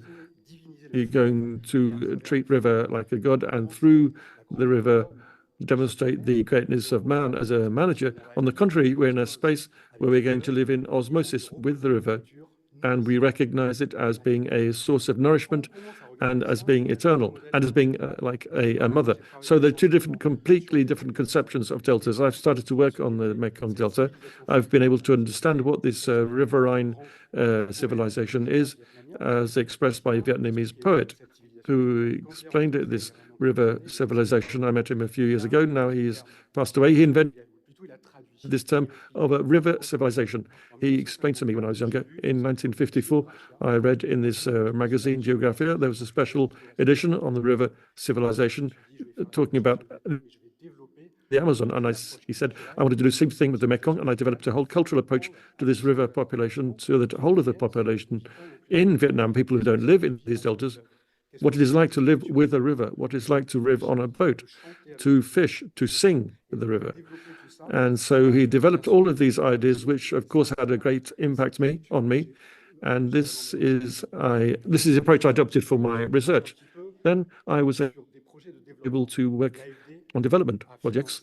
The AFD funded a number of studies on the Mekong Delta, and there I found myself faced with a contradiction. I was working on history of religions, and at the same time, I was working on a development project where people were talking about concrete, about water volumes, about social acceptability, etc. And so little by little, I realized that most of the foreigners working today on the Mekong Delta, they are mainly development projects. And today we have this rationale following the policy that is put in place today, where the Mekong Delta is a source of rice and not a river civilization, a completely different vision. So the question I asked myself is, how can I get across my ideas and my vision, and through myself for a large proportion of the population who don't have a voice, so that they can get the engineers and designers to understand there are other things that have to be taken into account. And if, for example, there's a tree in a particular place you can't cut down, there's a reason for that, and you have to explain why. And it's by carrying out surveys you can understand that this tree is sacred for the local people, and so a development project, if it's properly integrated, has to take account of those elements. That became obvious to me, this source of conflict of design between a very technical vision, a developmental vision, and all of this cultural aspect which often is forgotten or ignored. This delta, as I have seen it in the Camargue, with these two polarities between the north and the south of the Vietnam, here again, this might help us to be able to see that here we are more in a developmental model. Another point, if I compare to Vietnam, is rice, of course. In Vietnamese, when you say you eat, the word to eat means rice. The second point is salt. You're familiar with the Ngoc Nam. This is an essential food. There's another Vietnamese expression where it means you eat salt food. It means you eat meat, in fact, to explain the importance of these natural elements, salts. Eric talked about nostalgia. I'd like to end on that point, just to explain to you how a historian can start from nostalgia to think about memories, and the memories I have seen that are segmented, sometimes contradicted. In that way, you can move towards a history, a common history or story, and you have to bring out this common story. We've been able to see some fantastic historical maps of Arles dating back to the 30th century, which show this heritage, this rich heritage, in this rich heritage in terms of materials, and also an intangible heritage, this question of history and the beliefs as well. We've talked a lot about religious beliefs and secular beliefs, about the role of science in terms of belief as well, which has to be looked at with a new vision. This history is not here to look backwards, to be nostalgic. On the contrary, we want to look to the future. The better you know yourself, and the better you know your history, the better you can project into the future and create a link to be able to look to the future. The idea of heritage is something we've talked about a great deal, and also about the danger of becoming, where heritage becomes something that is frozen in time, or it can be become a question of folklore only. We have to think of the future of Camargue. If you project it into the future from the cultural point of view, when we do this, we need to emphasize that the culture has to be alive, it has to be shared. And this is perhaps also a question of thinking of new connections and comparisons with what is happening here and elsewhere, that it is interesting to be more aware of. I would like to perhaps come here with a Vietnamese allocation here, and to see how the rice growers can understand what is happening here with the rice production, where it is not in paddy fields, but in dry fields, and because they have also threatened by salt intrusion in the Mekong Delta. So there's a lot of connections which I think are very important to develop, to be able to link the Camargue, to link the Delta not only to the river, but more broadly to a kind of international community of deltas. Merci beaucoup, Pascal. C'est là qu'on Thank you voit very much, toute Pascal. That's where we can see the incredible diversity of our experts. I'll hand over to Jean now, who joined initiative last year and who we were lucky enough to include him in our journey to Bangladesh, because every year our association organizes a visit of this kind.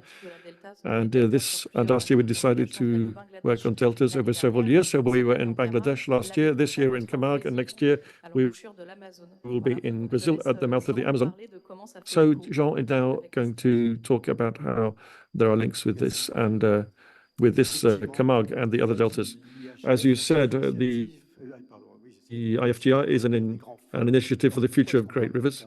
Why do we talk about the Camargue and other deltas in the world and not about just the river by itself? As you said, we consider that deltas are integrators of everything that happens in the catchment basin.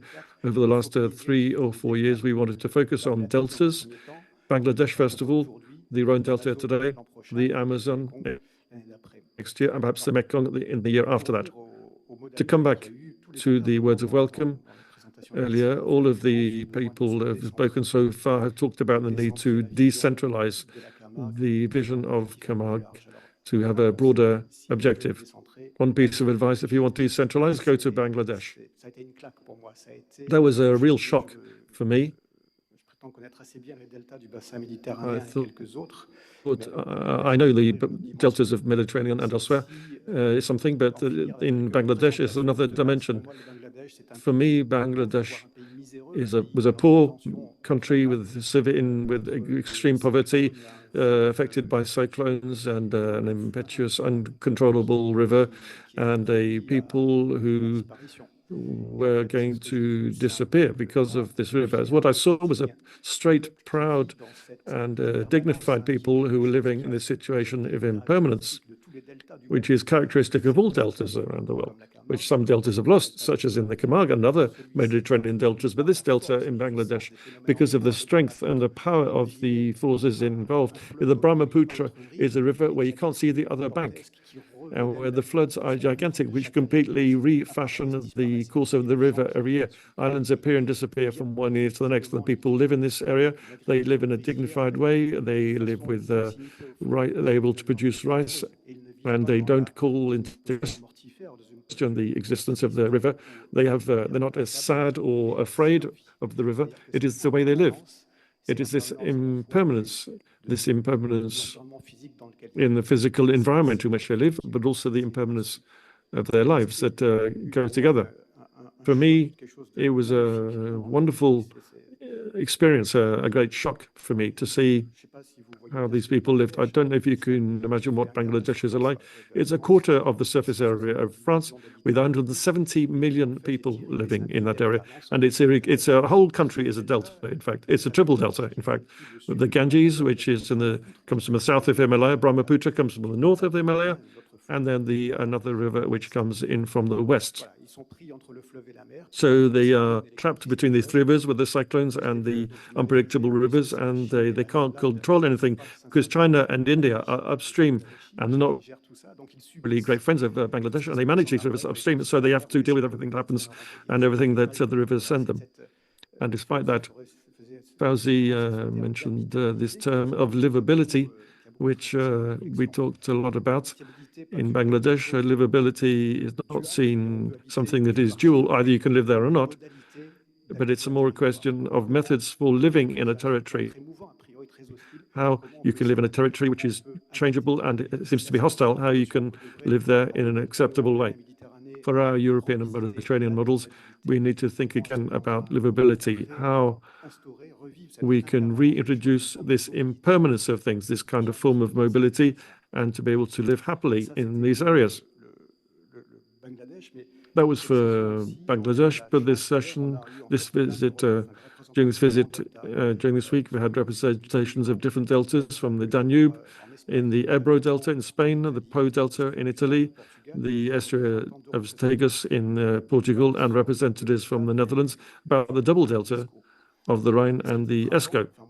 The striking thing, what I found striking, was that these deltas, and if you can have in mind their layout, they are more or less affected by human activity. The delta most affected by human activity is the Danube. The Danube delta has been modified by man, although it is quite natural. And the other deltas have been very much affected by human activity, especially in the Netherlands. The banks of the delta, the banks of the Rotterdam port were originally the limits of the delta. So the delta has been completely transformed by man in that case. The changes to these deltas by man means that they can be seen as isolated entities, part of a catchment basin. And we forget that there is a river. The river isn't a line on the map. It's a huge tree with a huge catchment basin with hundreds of or thousands of kilometers of rivers. We are well placed in the Rhône River to know what a river is and the territories that these rivers drain. And so the human development of these deltas has ignored the fact that a delta is connected to its catchment basin. The other element that struck me was that when you think of this collection of rivers, the relationship to water in these deltas, the relationship with water seems to be schizophrenic. Water is seen as a threat of flood, of submersion, and it's also seen by other people as a resource. But there are people who see some who see water as a threat, others as a resource. For farmers, it's a resource, and when you're building dikes and you're in charge of safety of people and property, water is seen as a threat. And we see each one of these two segments and their perception of water has a very strong legal element, but they don't understand water in the same way. Their professional activities are highly developed and different kinds of funding for both, but they're completely separate. When you only see water as a threat or as a resource, you forget that water, above all, is a flow, and it's a life-giving fluid that has created these spaces. It's fluid within our own bodies as well, and we forget this concept of fluid. Gilles mentioned the approach of the Kogi Indians, this First Nation from Colombia, who believe that the catchment is the brain and the delta is the feet. They don't think just about the flow from the brain to the foot, but they also think about the water is back up to the glaciers. It's the idea of this huge water cycle that has disappeared from our technical vision, the way we see things in a legal way, with the legal status, and the Bangladeshi and the Kogis see much more clearly this idea of the water cycle and the vital fluids, which is at the heart of their lives. And this is something I think we need to restore. We need to reconnect with this vision. Water can be a threat and it can be a resource, but it can only exist if this cycle exists and if this cycle is restored and if we have a profound awareness of this concept. What's also struck me is that deltas, whether they are fully controlled deltas or not, all of these deltas are territories where there's innovation. I mentioned Bangladesh and this Brahmaputra, this incredible river with floods which create and destroy rivers. So whole villages live on these islands and they have to move if the flood is too strong. And there's a lot of innovation with the design of these islands that people put in place to stop the island being destroyed. They also make sure there's no mixing between the fresh water and salt water with a system of latrines. It's incredible innovation that we saw. It's very low cost. It's not very sophisticated, but they have a strong sense of innovation in Bangladesh. We also saw innovations which I think very promising. Here we've seen initiatives for osmotic energy, which are very promising. But more we think about delta as something that is fixed, less we will be capable of innovating. We have to open up to this impermanence of the environment, and the notion of livability has to lead us to innovate even more. And finally, often in the Camargue, we talk about the Netherlands and say, look, they're protected. Why can't we do the same? Why do we have to deal with the impetuous and unpredictable river?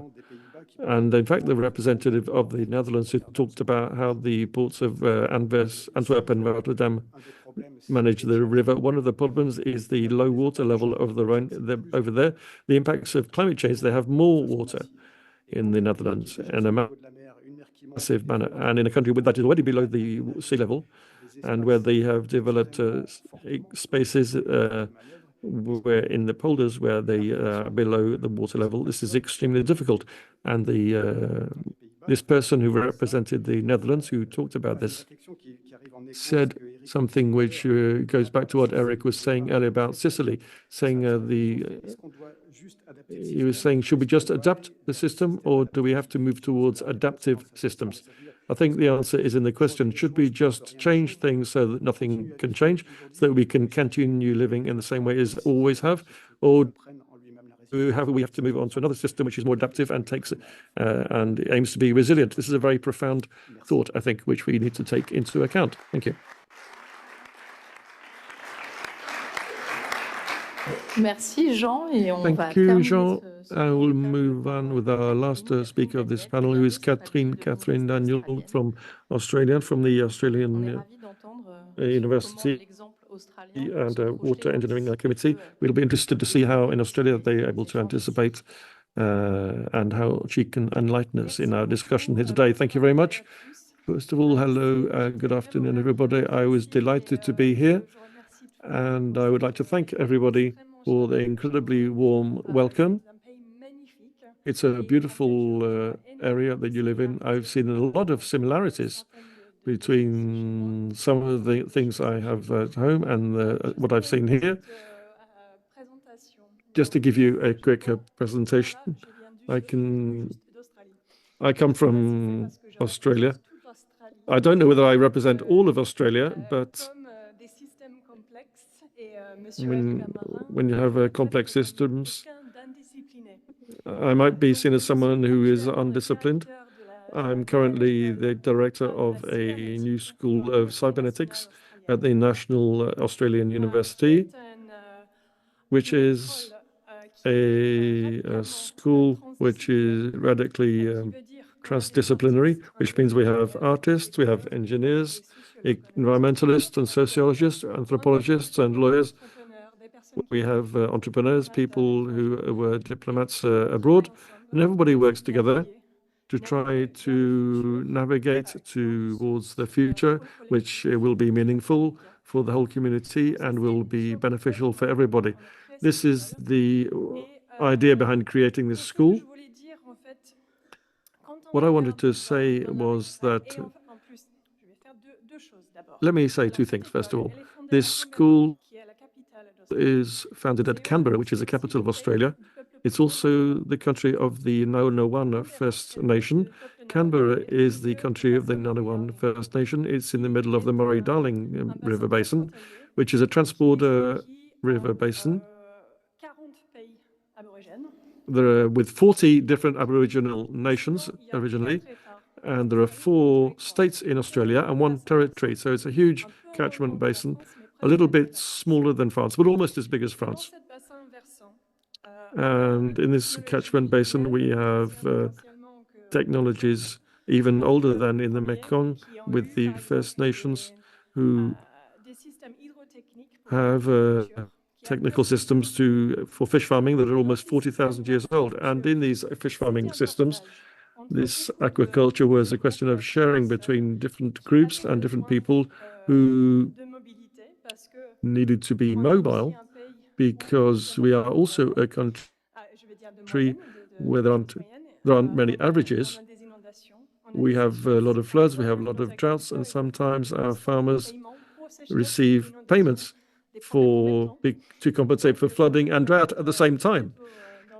So you have your head in the oven and feet in the fridge at the same time. That's the way of life in Australia. But what's interesting thing, these hydrotechnical and cultural infrastructures show that these First Nations peoples were able to work to ensure that they were able to create places where they could return thanks to looking after these areas after floods. They could come back to these areas once more. They could change a little bit. If the river had changed its course, they could move to a slightly different place.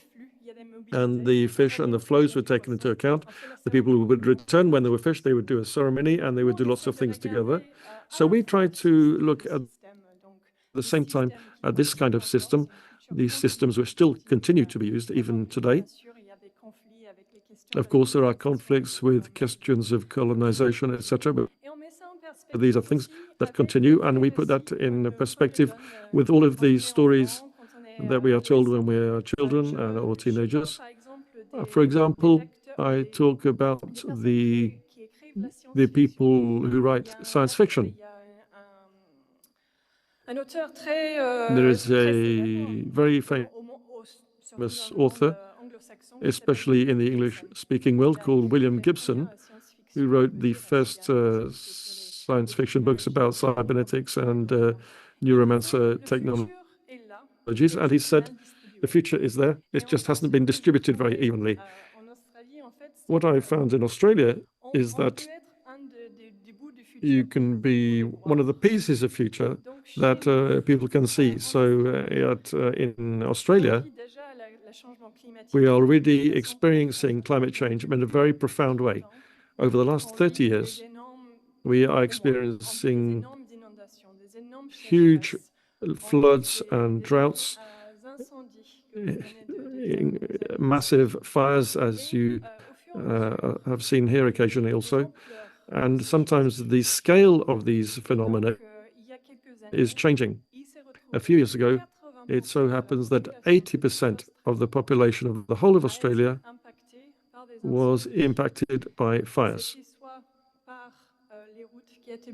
either because of roads that were closed, or because of smoke, or because of buildings that have been destroyed, or by the fact that they had lost their communication systems, they lost internet, they didn't have any clean drinking water, and so they needed to be mobile. So myself, I traveled 1,300 kilometers to move to my parents' house with my grandparents on both sides, with my husband's parents as well, with my children for 6 weeks.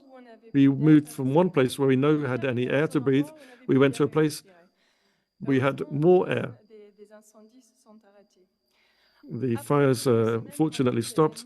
After a few weeks, we then had very violent hailstorms. It destroyed 80 buildings in my university. It destroyed the crops. The university was closed for 3 weeks. So I went back to the university, it was closed. And then the fires started up again. After that, we had floods. Then we had a huge... It was dust storms. Everything was covered with dust. And then we had our masks and everything we needed. And then COVID happened. So we were perfectly ready for COVID. We already had the masks and everything already.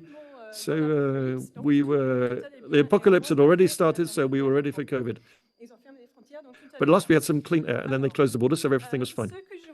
So what I wanted to say is that things can change very quickly. A few years ago, more than 10 years ago, we had to change all of our instructions when there was a fire. Previously, I had a red alert, an extreme alert.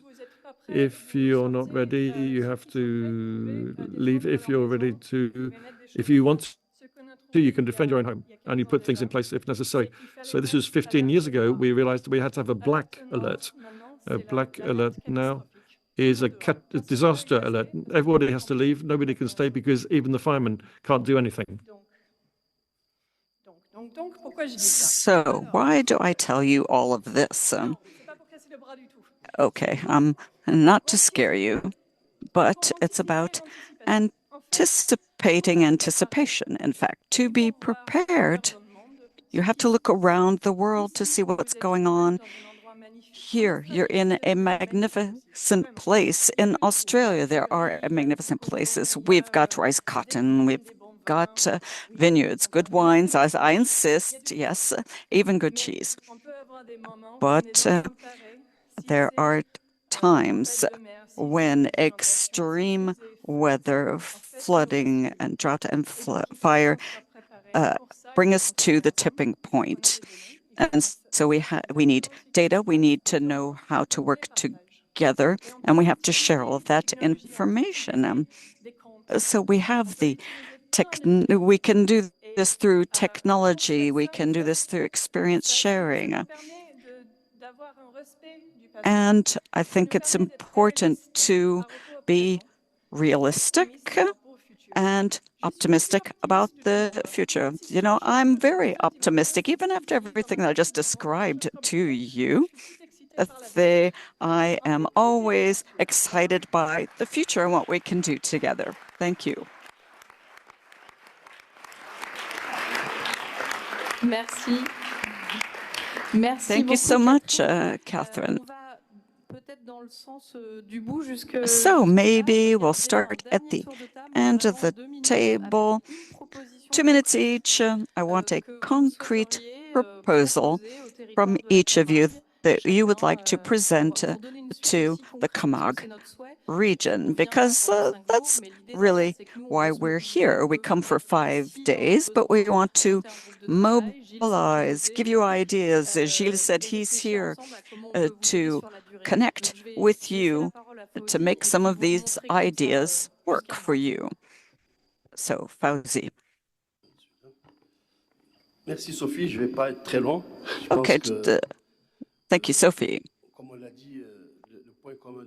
So, what you have in common here is water. I think you can all agree on that, of course, and that it needs to be protected. And as I said earlier, you know, when you learn to share the water, you can learn to do everything together.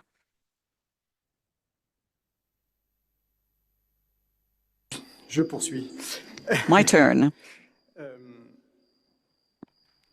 Juste pour reprendre cette notion, ce besoin de décentrement que chacun des back to this idea of working together, and after what Catherine said, you know, really at the heart of the mission at IFGR is dialogue. We need to intensify our dialogue. Now, the charter of the Camargue has several ambitions, including dialogue and cooperation with the Mediterranean to begin with. And, you know, we have festivals that have existed for 20 years, and I think there are always opportunities for dialogue. And so in that framework, we've got the setting for that. We've got institutions and associations. Perhaps give it more structure. So twinning of some sorts with another delta, I don't know. But thanks to the optimism of Catherine here, you know, they have seen so many phenomena hit them, and we need to expect that it can happen to us here as well. And so, okay, we don't like the word laboratory, of course, but I think we can be at the forefront of identifying what to do together, to take action together. And after what Catherine said, you know, who talked to us about the Mary Darling River Basin, which, you know, no longer reached the sea. In fact, there had been so much water extraction. So you took action, and so I think we can learn a lot from that. Very interesting. So I think the people of Camargue can really learn a great deal from the example of the Mary Darling River Basin. So that's my proposal. So as I've said, we've got these various ways of coming together. Let's make it happen through a dialogue or a twinning. Thank you. Merci beaucoup, Jean, et je serais tout à fait partante pour yes, I would be very much in favor of a twinning between the Camargue and the Mary Darling. De mon côté, ce que j'aimerais bien For apporter, me, c'est qu'il y a plein de méthodes innovantes. I'd like to talk to you about methodologies. There are plenty of innovative ways to do this, to get people to come together and to help them toward shared decision-making. And I believe the Camargue can be very innovative. You were already innovative. 20 years ago, you developed serious games, other activities, now with using virtual reality as well. So I think there are tools that can be developed working with international researchers as well, and all of the local authorities. And you've got your festivals, you've got your associations, many players who are very active and devoted to your land. So bring that all together, that plurality of know-how and ways of knowing and being that can come together. And we saw technological innovations here. So together you can imagine your future in a holistic way. You know how to do it. Just bring them together now.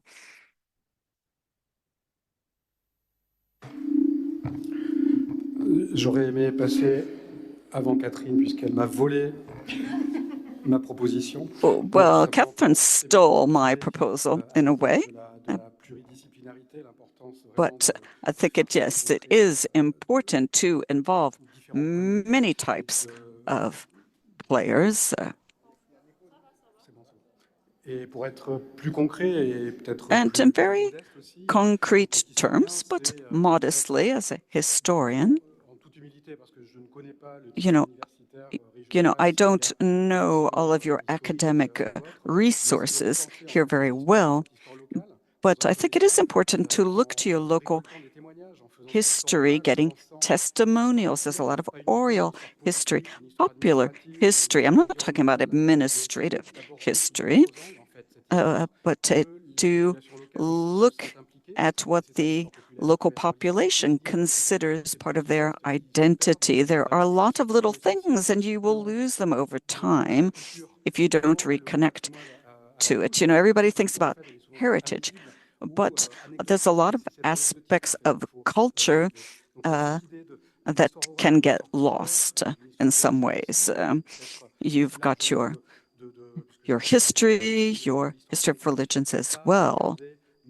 The idea is not to turn inwards, but rather to see the connections between your history and your connections with other territories. And this can also help you arrive at a genuine identity for yourselves in a shared way. And I'm not the only historian. Corinne Castel is an archaeologist at the CNRS who lives in Montpellier, and I'm sure she would be very enthused at working with you on that type of idea. Thank you.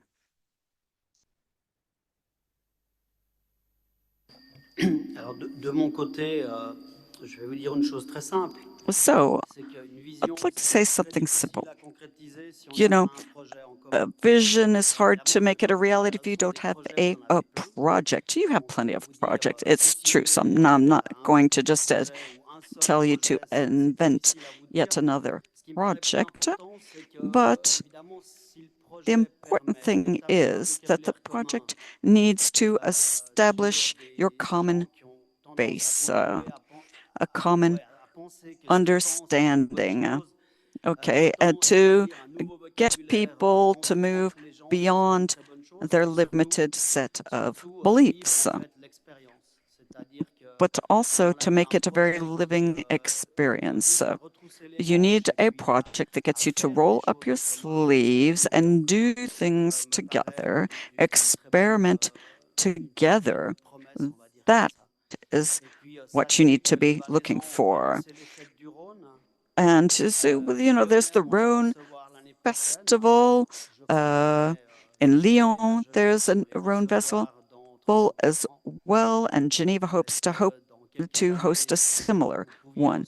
And so we hope that you too will join in that movement, because celebrating together, it shows you that we share this river together, and we can compare wines to see who has the best wine, okay? So celebrate all of that together.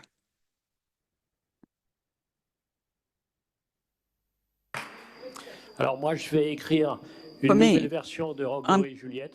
Going to write a new version of Romeo and Juliet.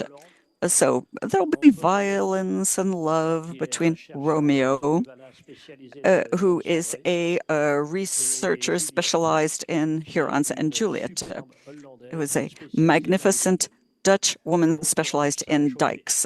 Okay, it's going to be very exciting, I promise. Bon, merci à tous. Alors, thank you all so much. Okay, we've gotten a bit behind the schedule, so we will take your stay with us. We're going to devote 30 minutes to see some of the winning projects of our Living with Rivers contest. So you'll be hearing about projects from elsewhere in the world. And then, of course, we will have a time together. And so, thanks to all of our experts and your work during the week. Donc, je vais maintenant appeler sur scène. So let me call up the winners of our Living with Rivers project, who will explain their project. So we have Marie Garnier, Kelly, and Catherine. Tu restes là? Ouais, tu restes là. Elle viendra tout à l'heure, Marine. Oui, oui. Non, non, non, pas de souci. And we'll have some representatives of different projects. So, welcome. Donc, c'est très féminin, je me rends compte. Oh, women, quite a bit of women on our next round. Alors, donc, on voulait vous présenter, vous faire part So, introduce yourselves.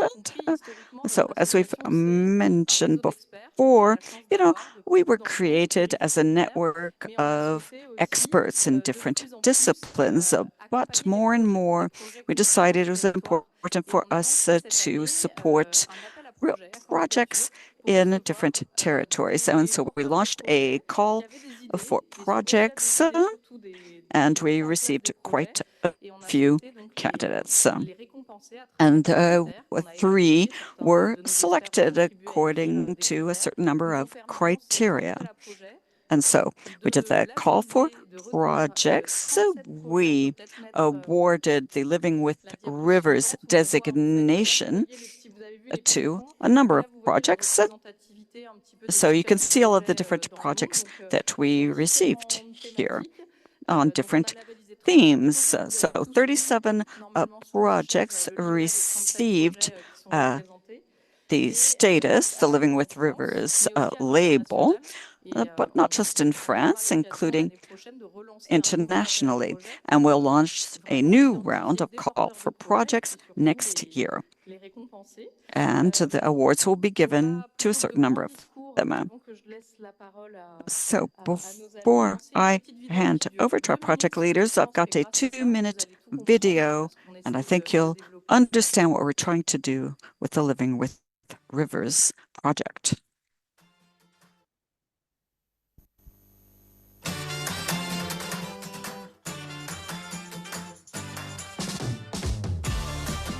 L'avenir des grands fleuves, puis des petits, The future of great rivers is all here. 37 projects, many incredible projects that were selected by IFGR.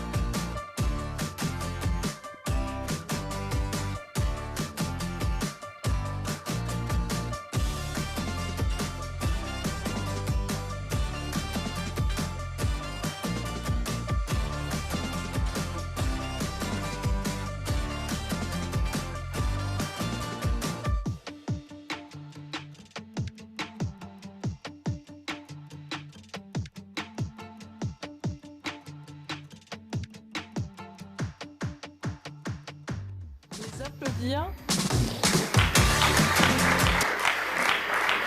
Donc, si vous voulez en savoir plus, on a So if you want to find out more, there's a lot of information available, and we're really proud to have launched this project.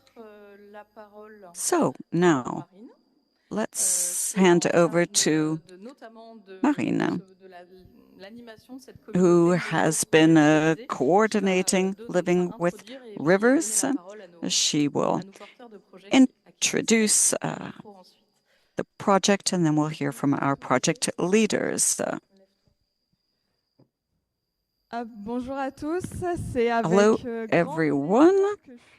I'm delighted to be with you today to give the awards to 3 winners for the 2024. So Sophie's going to go get the trophies. Let's start with Marie from the Karama Association. Tell us about your project. Merci. Bonjour à tous, donc je m'appelle Marie Garnier. Hello everyone, I'm Marie Garnier and I live in Bamako in Mali. I've been there for over 10 years and I'm an educator of the fishermen's children.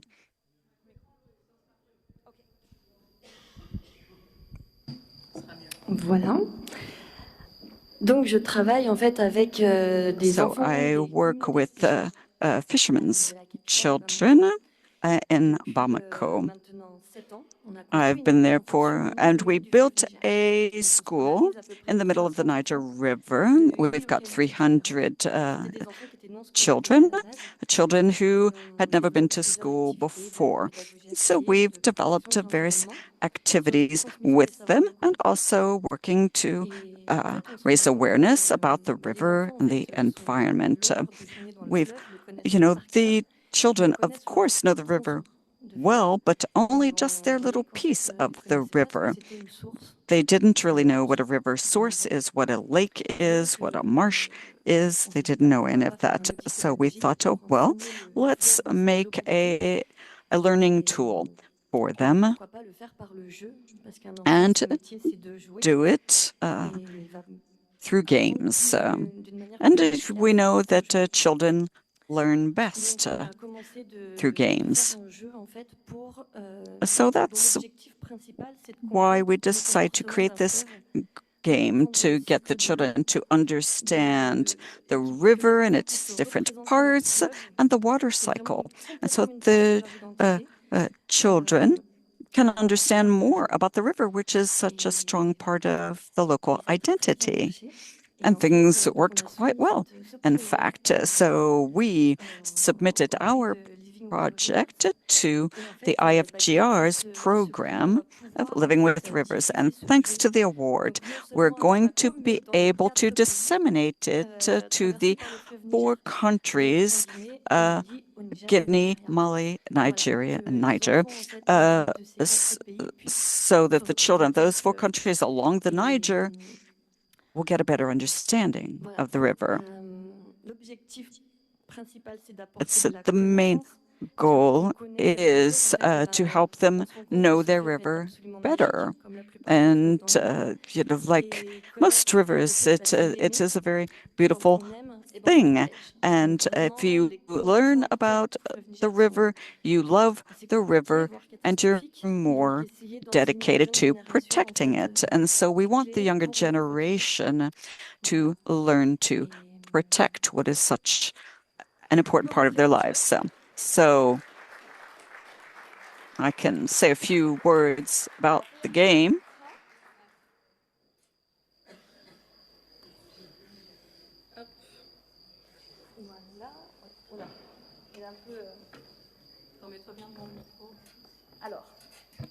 So there are 2 parts to the game. The first pocket here, well, we've got the images of the river to help children understand the cycle of water. It's plastic coated, washable, long lasting. And then we have the board game like snakes and ladders, and you move around, and when you're around Guinea, you have questions about Guinea and then Mali, etc. So you can understand what the river is like in the different countries.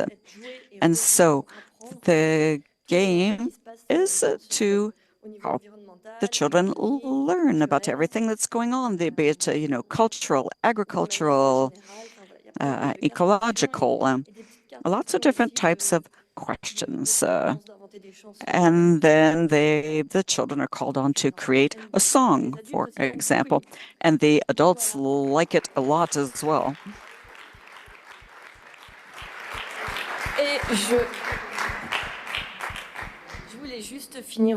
And if I could just, oh, beautiful.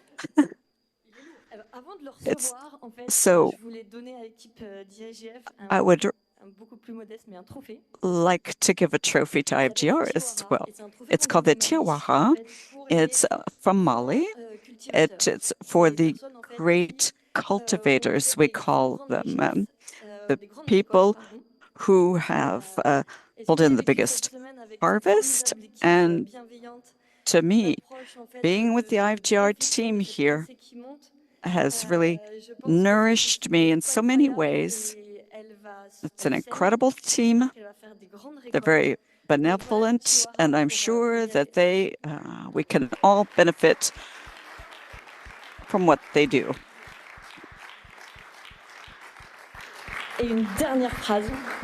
One more sentence from Jane Goodall, sorry. Everyone has an impact on the world. It's up to us to choose what our impact will be. Merci, Marie. Thank you, Marie. Okay, so you are the first recipient. I don't know how you're going to fit that in your suitcase. So this trophy was made using materials from the river, not in the Camargue, but from the Rhône River.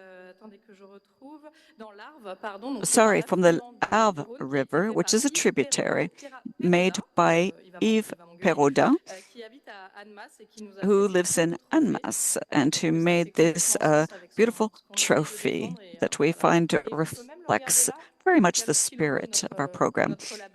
And we've got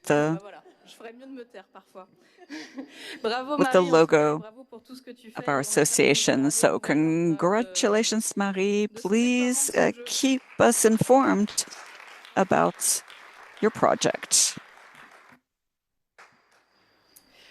Parmi du coup nos trois lauréats, So our next winner is Sangay Watch, represented by Kelly. So over to you, Kelly. Tell us about Sangay Watch. Bonjour à toutes et à tous. Merci Hello, beaucoup everyone, pour and ce prix thank et you pour cet for honneur. Je suis la cofondatrice de this Sungai Watch award. et I am the l'explication on va co-founder of aborder. Sungai Watch, Sungai, ça veut based dire in river en indonésien. Indonesia. Du coup, It c'est une means association river que j'ai in créée avec mes deux Indonesian, frères and il y a I 4 ans. created Ça with fait my 20 ans two qu'on habite en Indonésie. brothers C'est vraiment notre pays 4 d'adoption. years On ago. est We've been living there franco-belges for 20 years et ago, though we are on est French, vraiment amoureux de ce and magnifique pays we qui absolutely est love malheureusement très très the pollué. country. Et But du coup, unfortunately, it's depuis very 4 ans, on a polluted. pour And mission so de for the past 4 nettoyer les years, rivières. we've been working on a project to On ne clean sait up même the pas que rivers. la You know, surface there est are bleue. some C'est rivers you vraiment don't even see the surface of blanche the de river pollution visible qui est souvent because liée de la there's so pollution much plastique. Donc visible c'est pour ça qu'on pollution, on mostly s'est donné, plastics. on a essayé And this plein de is, moyens de collecter le uh, maximum de you déchets know, et la we façon la have plus simple been trying to work on qu'on a mise en place, collecting c'est des this barrières de déchets que vous voyez waste, sur la photo. and Donc la we photo n'est pas forcément très developed a représentative parce type qu'il n'y a pas of énormément de déchets. barrier. Mais depuis Here you don't 4 see ans, very on much in a that picture, but in fact, installé 300, we've donc plus de installed 350 personnes qui 300 tous les of jours these vont nous aider barriers, but à we've collecter also got encore en fait 300 le plastique. people Et who ensuite, are on in a charge of collecting créé aussi the waste. mis en place 10 centres de And tri parce que we've c'est put in important de place collecter tous ces 10 déchets, mais il faut les trier recycling également pour pouvoir les revaloriser. centers, because Le gathering it recycling up n'a pas is one besoin thing, but then we have to do d'infrastructure something because there's complète no tout le infrastructure monde in peut Indonesia recycler. for that, for Du coup, recycling. notre dernier projet, ça a été aussi And so our most de recent commencer project à is to recycler try les to déchets qui find sont non recyclables en ways Indonésie. to use these Par exemple, on a recycled transformé les tunnels qu'on materials. collecte énormément en Nouvelle-Zélande So, for example, les the sacs en plastique, on les flip-flops, so transforme en we, cups. Et tout ça, ça évite évidemment plus plastic bags can be de transformed sensibiliser le grand public into avec des objets un furniture peu plus ludiques. and Et ça, je we'll trouve que also c'est make vraiment some le financement toys as pour well. continuer et développer notre travail en And Indonésie, parce so que we l'Indonésie would, est la plus grande it's archipel a dans le monde. truth that it's the C'est le largest quatrième archipel pays le in plus the peuplé du monde, world, avec the une fourth gestion largest très bien pensée population, sur la gestion but des déchets. Donc, vous pouvez very imaginer little l'ampleur de cette infrastructure for problématique et la recycling. So you can préoccupation just du coup. imagine the Et depuis volumes. Living with Rivers, And on va so thanks to pouvoir the Living with développer des Rivers actions Award plus près money, des we'll be habitants able d'Indonésie de to Jakarta, dans une develop ville our de la work ville très industrielle qui s'appelle closer Bekasi, to et où il y a à peu près 10% Jakarta des in plus pollués Bekasi, d'Indonésie. with Donc the 10 most millions de personnes polluted qui habitent et où river, entre autres il y a with 10 million une des plus people grandes living décharges de along résidus this sud-est qui est ce river. fleuve, qui est malheureusement très mal géré And avec ces so there's a des qui very habitants, tout ça se poor retrouve dans les cours d'eau. Donc la management mission of l'année prochaine waste. d'installer 100 And so nouvelles barrières next year, we're going de to rue et put de in recentrage place pour pouvoir essayer 100 de commencer à new nettoyer petit à collection petit sites, and we're going cette to rivière qui est hire polluée. another 100 On est people extrêmement honorés to de help recevoir ce us prix with et the collection. So we're very c'est honored and emblématique. delighted Il y to a d'autres receive this amoureux award, des fleuves and et des rivières. delighted as well Merci to be beaucoup. with you here. Thank you.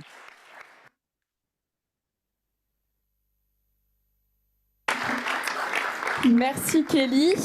Et Thank enfin, pour you, Kelly. terminer, donc, And nous now, avons finally, we l'association have the WWF Guyane. Ses WWF représentants Guyana s'excusent, Association. ils n'ont pas pu Unfortunately, être they were parmi nous not able to be aujourd'hui, with us mais pour physically pouvoir tout today, de même les but représenter, to on va vous represent them, passer donc une courte vidéo we're de going to show you présentation a short de leur association et de leur video that projet presents their Gardiens du association Haut-Maroni. and their Merci. project, the Guardians of the Upper Maroni.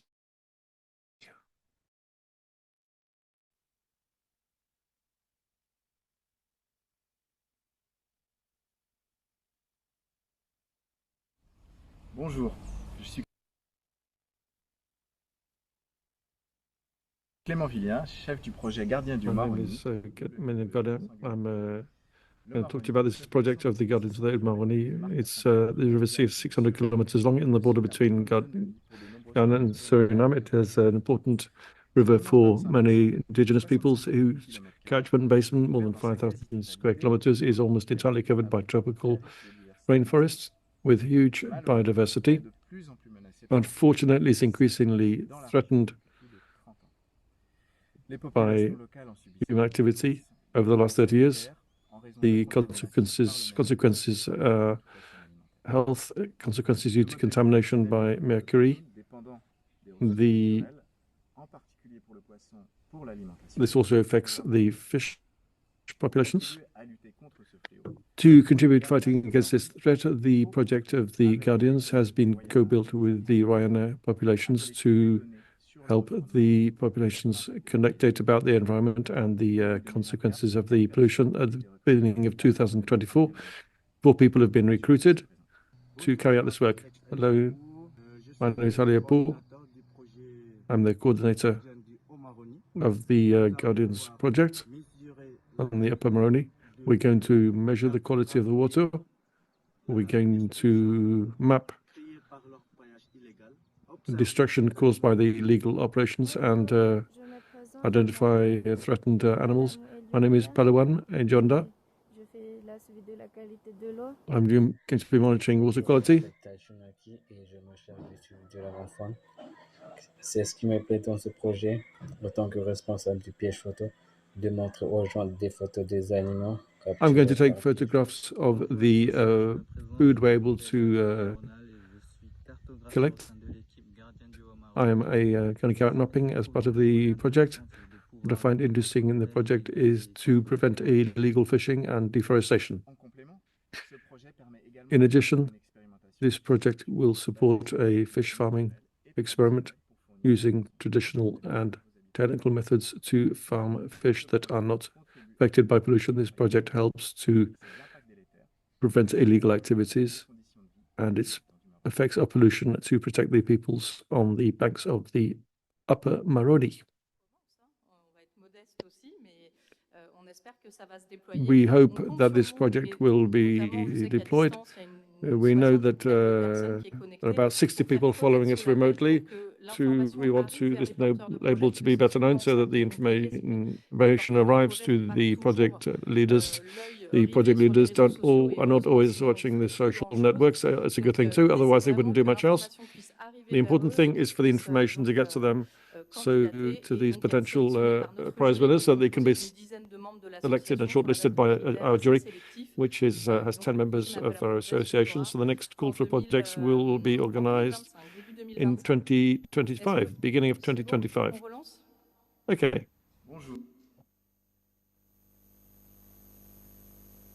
Going to show the film again. Je les laisse se présenter. Bonjour, je m'appelle Tex Aliokou. Je suis le coordinateur du projet. I'm the coordinator of the Danjunji Upper Rhône project to put in place Guardians. We're going to measure the water quality and we're going to map the destruction created by illegal gold mining. I'm going to carry out monitoring of water quality. Bonjour, je m'appelle Taishunaki et je me charge du suivi de leur enfant. C'est ce qui me plaît dans ce projet. I'm interested in this project. I'm going to be in charge of showing people photos of the animals that have been killed. I'll be carrying out mapping as part of this project. What I think is interesting in this project is to prevent illegal gold panning and to prevent deforestation. In addition,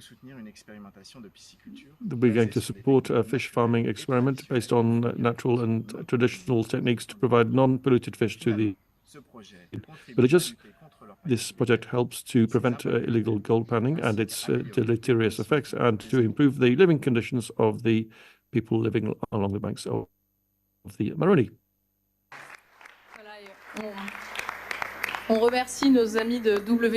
Thanks to our friends from WWF France and Guyana, who I hope are listening to us remotely. Did you want to say a few words, Eric? Yes. I'd like to greet WWF, which does fantastic work. I know WWF for several reasons. I have visited Guyana several times as an ambassador. In Cayenne, we have a very important position because all of the waterborne diseases are there, and the diseases just chikungunya. And we've been talking about mosquito-borne diseases and other diseases. And also the former president is Elisabeth Autissier, who I'm great friends with. We spent 2 months in that together. So I am a great follower of WWF, and they do great work in advocacy, and their work is very admirable, and we're very proud and very happy to be working as partners with them. The Rhône River, which is a beautiful place. There is the crossing between the Suriname and the Guyana. We are in a situation which is quite similar to that of Mayotte.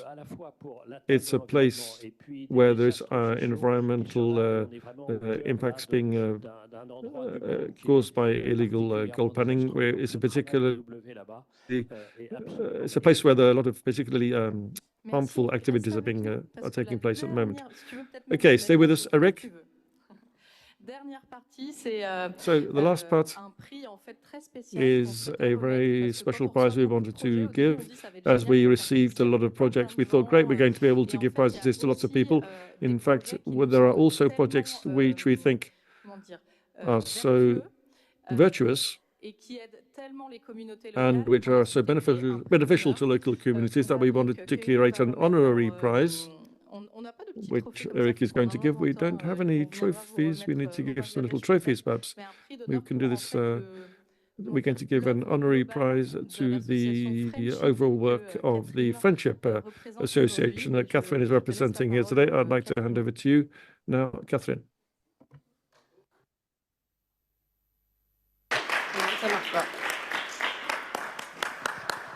Merci beaucoup.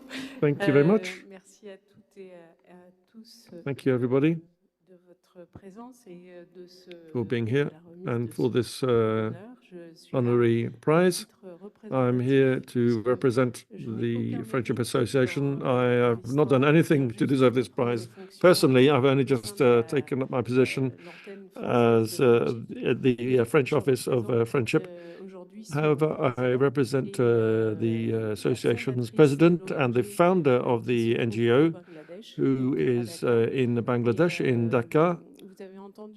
You have heard Jean giving you a rather poetic and exhaustive description of Bangladesh and the Bangladesh people, who I'm not familiar with myself, so I won't say any more about that, for fear of saying something that is inaccurate. So what I can say, however, is that the impact of this NGO in Bangladesh and also in France is absolutely huge. We support the French office is mainly here to raise funds to support local actions in Bangladesh. This enables us to contribute to wonderful work which gives access to primary health care for the isolated populations in Bangladesh. When I say isolated, I'll have to explain what I mean. In fact, these are people who live in the Chards, in the north of the Brahmaputra River, in the part that is closest to the Himalayas. And these populations are surrounded by water, of course, because these Chards are islands. These are river islands which are moved as the floods occur and as the currents of the river change. These people, of course, don't have access to drinking water or to education, or they can't. The children can't go to school. They don't have any access to health infrastructure, and so Friendship has deployed a system that gives them access to healthcare through a hospital ship, a first hospital ship. Today, there are now 7 of these ships which navigate on the river to help these populations. And Friendship has also trained healthcare practitioners who meet these populations and make them aware of health issues, and also give them access to schooling, to the youngest children, and then to the older children as well, with a very regular monitoring of these isolated population groups. Today, we've been able to observe the impact of this work with the first people now going to university, the first generation who's been able to benefit from this action. So a fantastic success story. This will continue in the future years, of course. Today, this action is being spread further and further. We're trying to promote it in Europe through a project called Connected School, where French schools and schools in Belgium and Netherlands and Switzerland, and I think Luxembourg also, they are linked up with the friendship schools in Bangladesh. The children work for a year. Well, the children they're more teenagers. In fact, they're secondary school pupils. They work for a whole year to develop projects or ideas for adapting to climate change. It might be the construction of a floating house or something similar. All kinds of different projects that come from a teenager's mind when they're creative. And so they get down to work and they start their work, and then all of them give a report back on their project all together. For the next COP, we're going to bring some of these Bangladeshi children who are going to present this connected school project to the international community. And they will be accompanied by the Friendship NGO. In addition, concerning the environmental action of Friendship, Friendship is carrying out reforestation of the mangroves and is having a considerable impact. Today, we are able to directly measure the impacts of this reforestation thanks to the revitalization of the river in places where there were no mangroves or no trees, rather, because the trees had been cut down or had died for other reasons. Wherever you restore vegetation, nature takes over once more. And this is quite relatively easy to measure. We have an exponential impact in these areas, thanks to these programs. And it is also a program where we're going to intensify our action. The AFD, French Development Aid Agency, has given us substantial funding for a holistic program benefiting research in the area of healthcare, and in particular One Health for all. With environmental action and educational action, and also access to primary healthcare. This program is very wide-ranging, as you can see, but it has a very direct impact. And what is particularly important, and I think here, if Rhône had been able to be here, she would have said, it's not me, it's the Bangladeshi people. Everything comes from the people, everything comes from the territory itself, and the actions that are deployed in Bangladesh do not come from an international NGO that brings in its good ideas. It comes from the bottom up.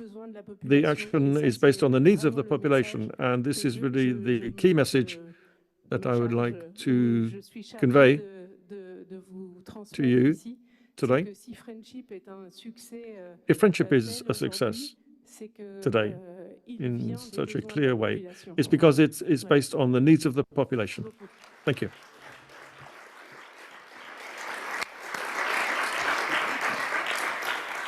Alors, il y a d'innombrables aventures. There are a huge number of actions carried out by Friendship. I got to know Friendship through a project which came from the bottom and from the top, because it came from a crazy idea of a steward. His job was to be in an aeroplane. He was an air steward, and he thought, well, I'm up in the air, but I'm not being very effective. So he had this incredible idea. He decided to buy a barge, and he moored it in the port of Fos-sur-Mer. He worked with somebody who helped him, and they went off in a boat on this barge, a very flat-bottomed barge. He went through Suez Canal. He went, and in Sicily, they said to somebody, "What's happened to you? Where are you from?" He said, "Just come out of their prison. Are you a sailor?" No, not at all. But they went off on this barge. They didn't have too much bad weather, so they managed to get to Dakar. And they went up the river. Sometimes the river stops you from navigating up it, but sometimes it can be a way of going to places where nobody else can go. So this boat was improved, and its purpose has been changed in the capital of Bangladesh, in Dhaka, and it became an ophthalmological hospital. And I went there. That's how I came here. It was absolutely mind-blowing. I came onto this boat, and we met people. We saw old people, elderly people arriving hand in hand with young people, and these elderly people had cataracts, and they were operated on, and they came back, and then they could see us.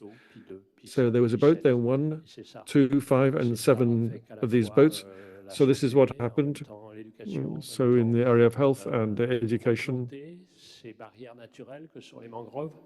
and also replanting these natural barriers, these mangroves, because there were several years of devastation with the sea level rise.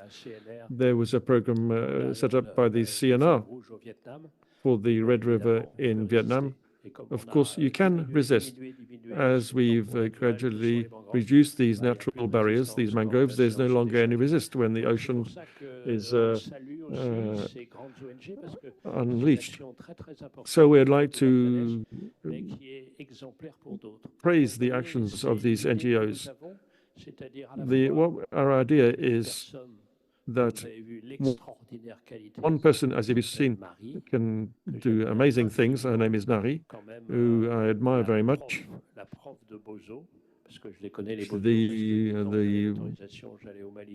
The professor at Bozo, and I spent time with the Bozo, between the hippopotamuses and the Bozos, and the NGOs, which are also carrying out very important work. The idea we had after spending many years carrying out evaluations, now we know what the evaluations and assessments are, and we've drawn those conclusions.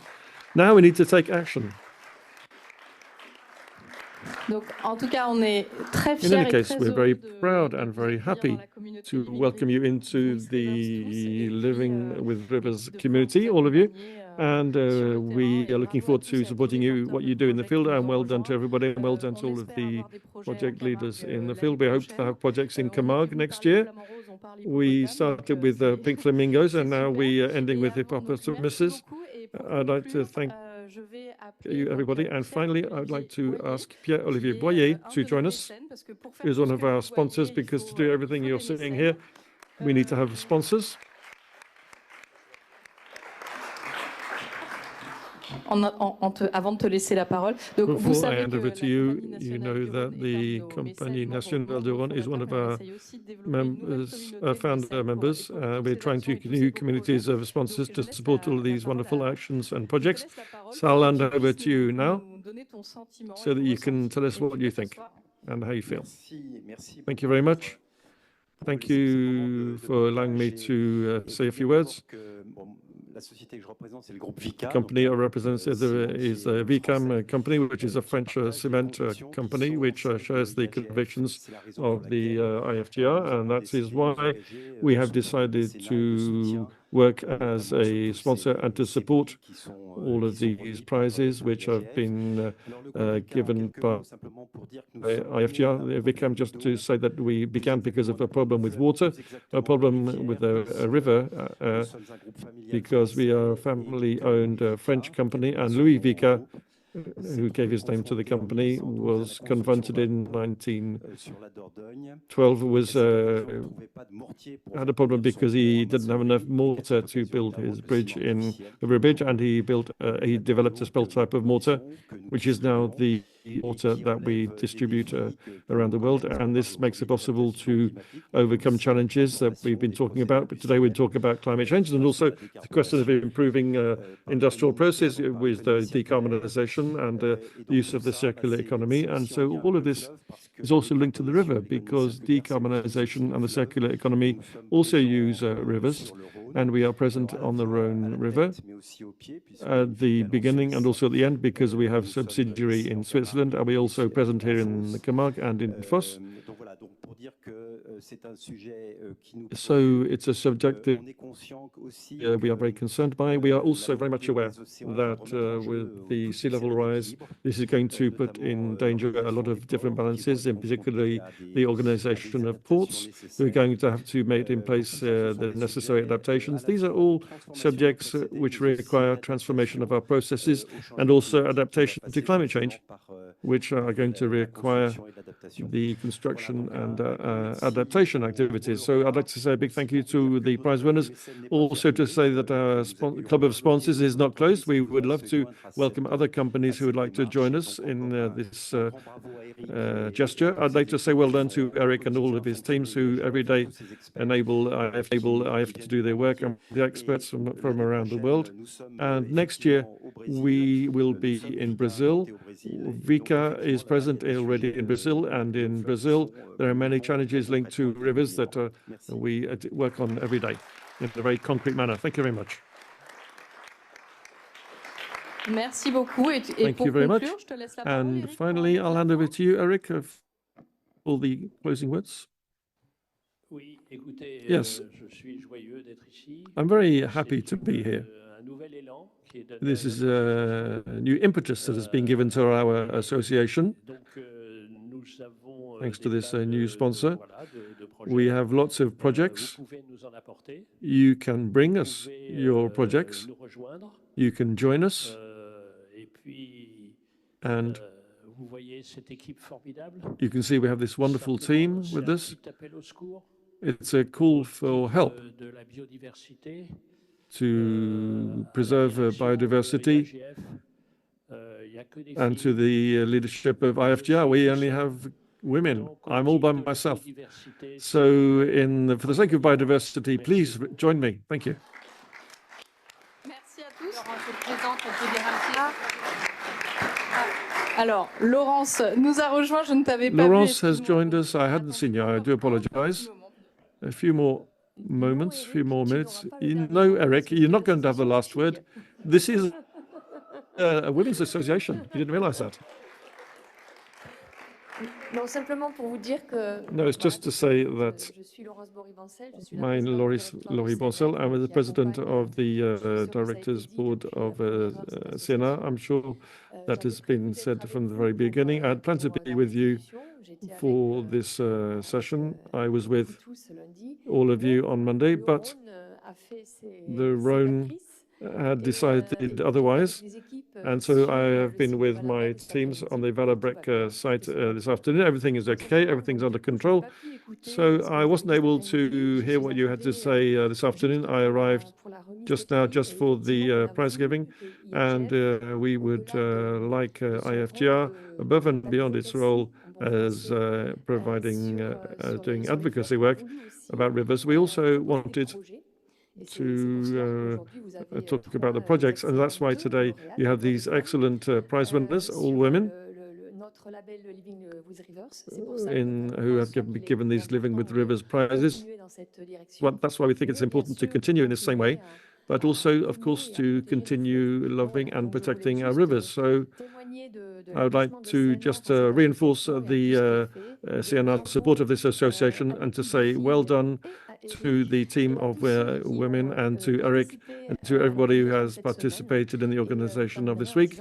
And I will end by saying long life to IFGR. Merci beaucoup, Laurence. Thank you very much, Laurence. We will have a photo session now. And the cakes, I think, are at the back of the room with some something to drink as well. Thank you very much, everybody, for your participation. And thank you to the interpreters as well, who provided the translation for this session.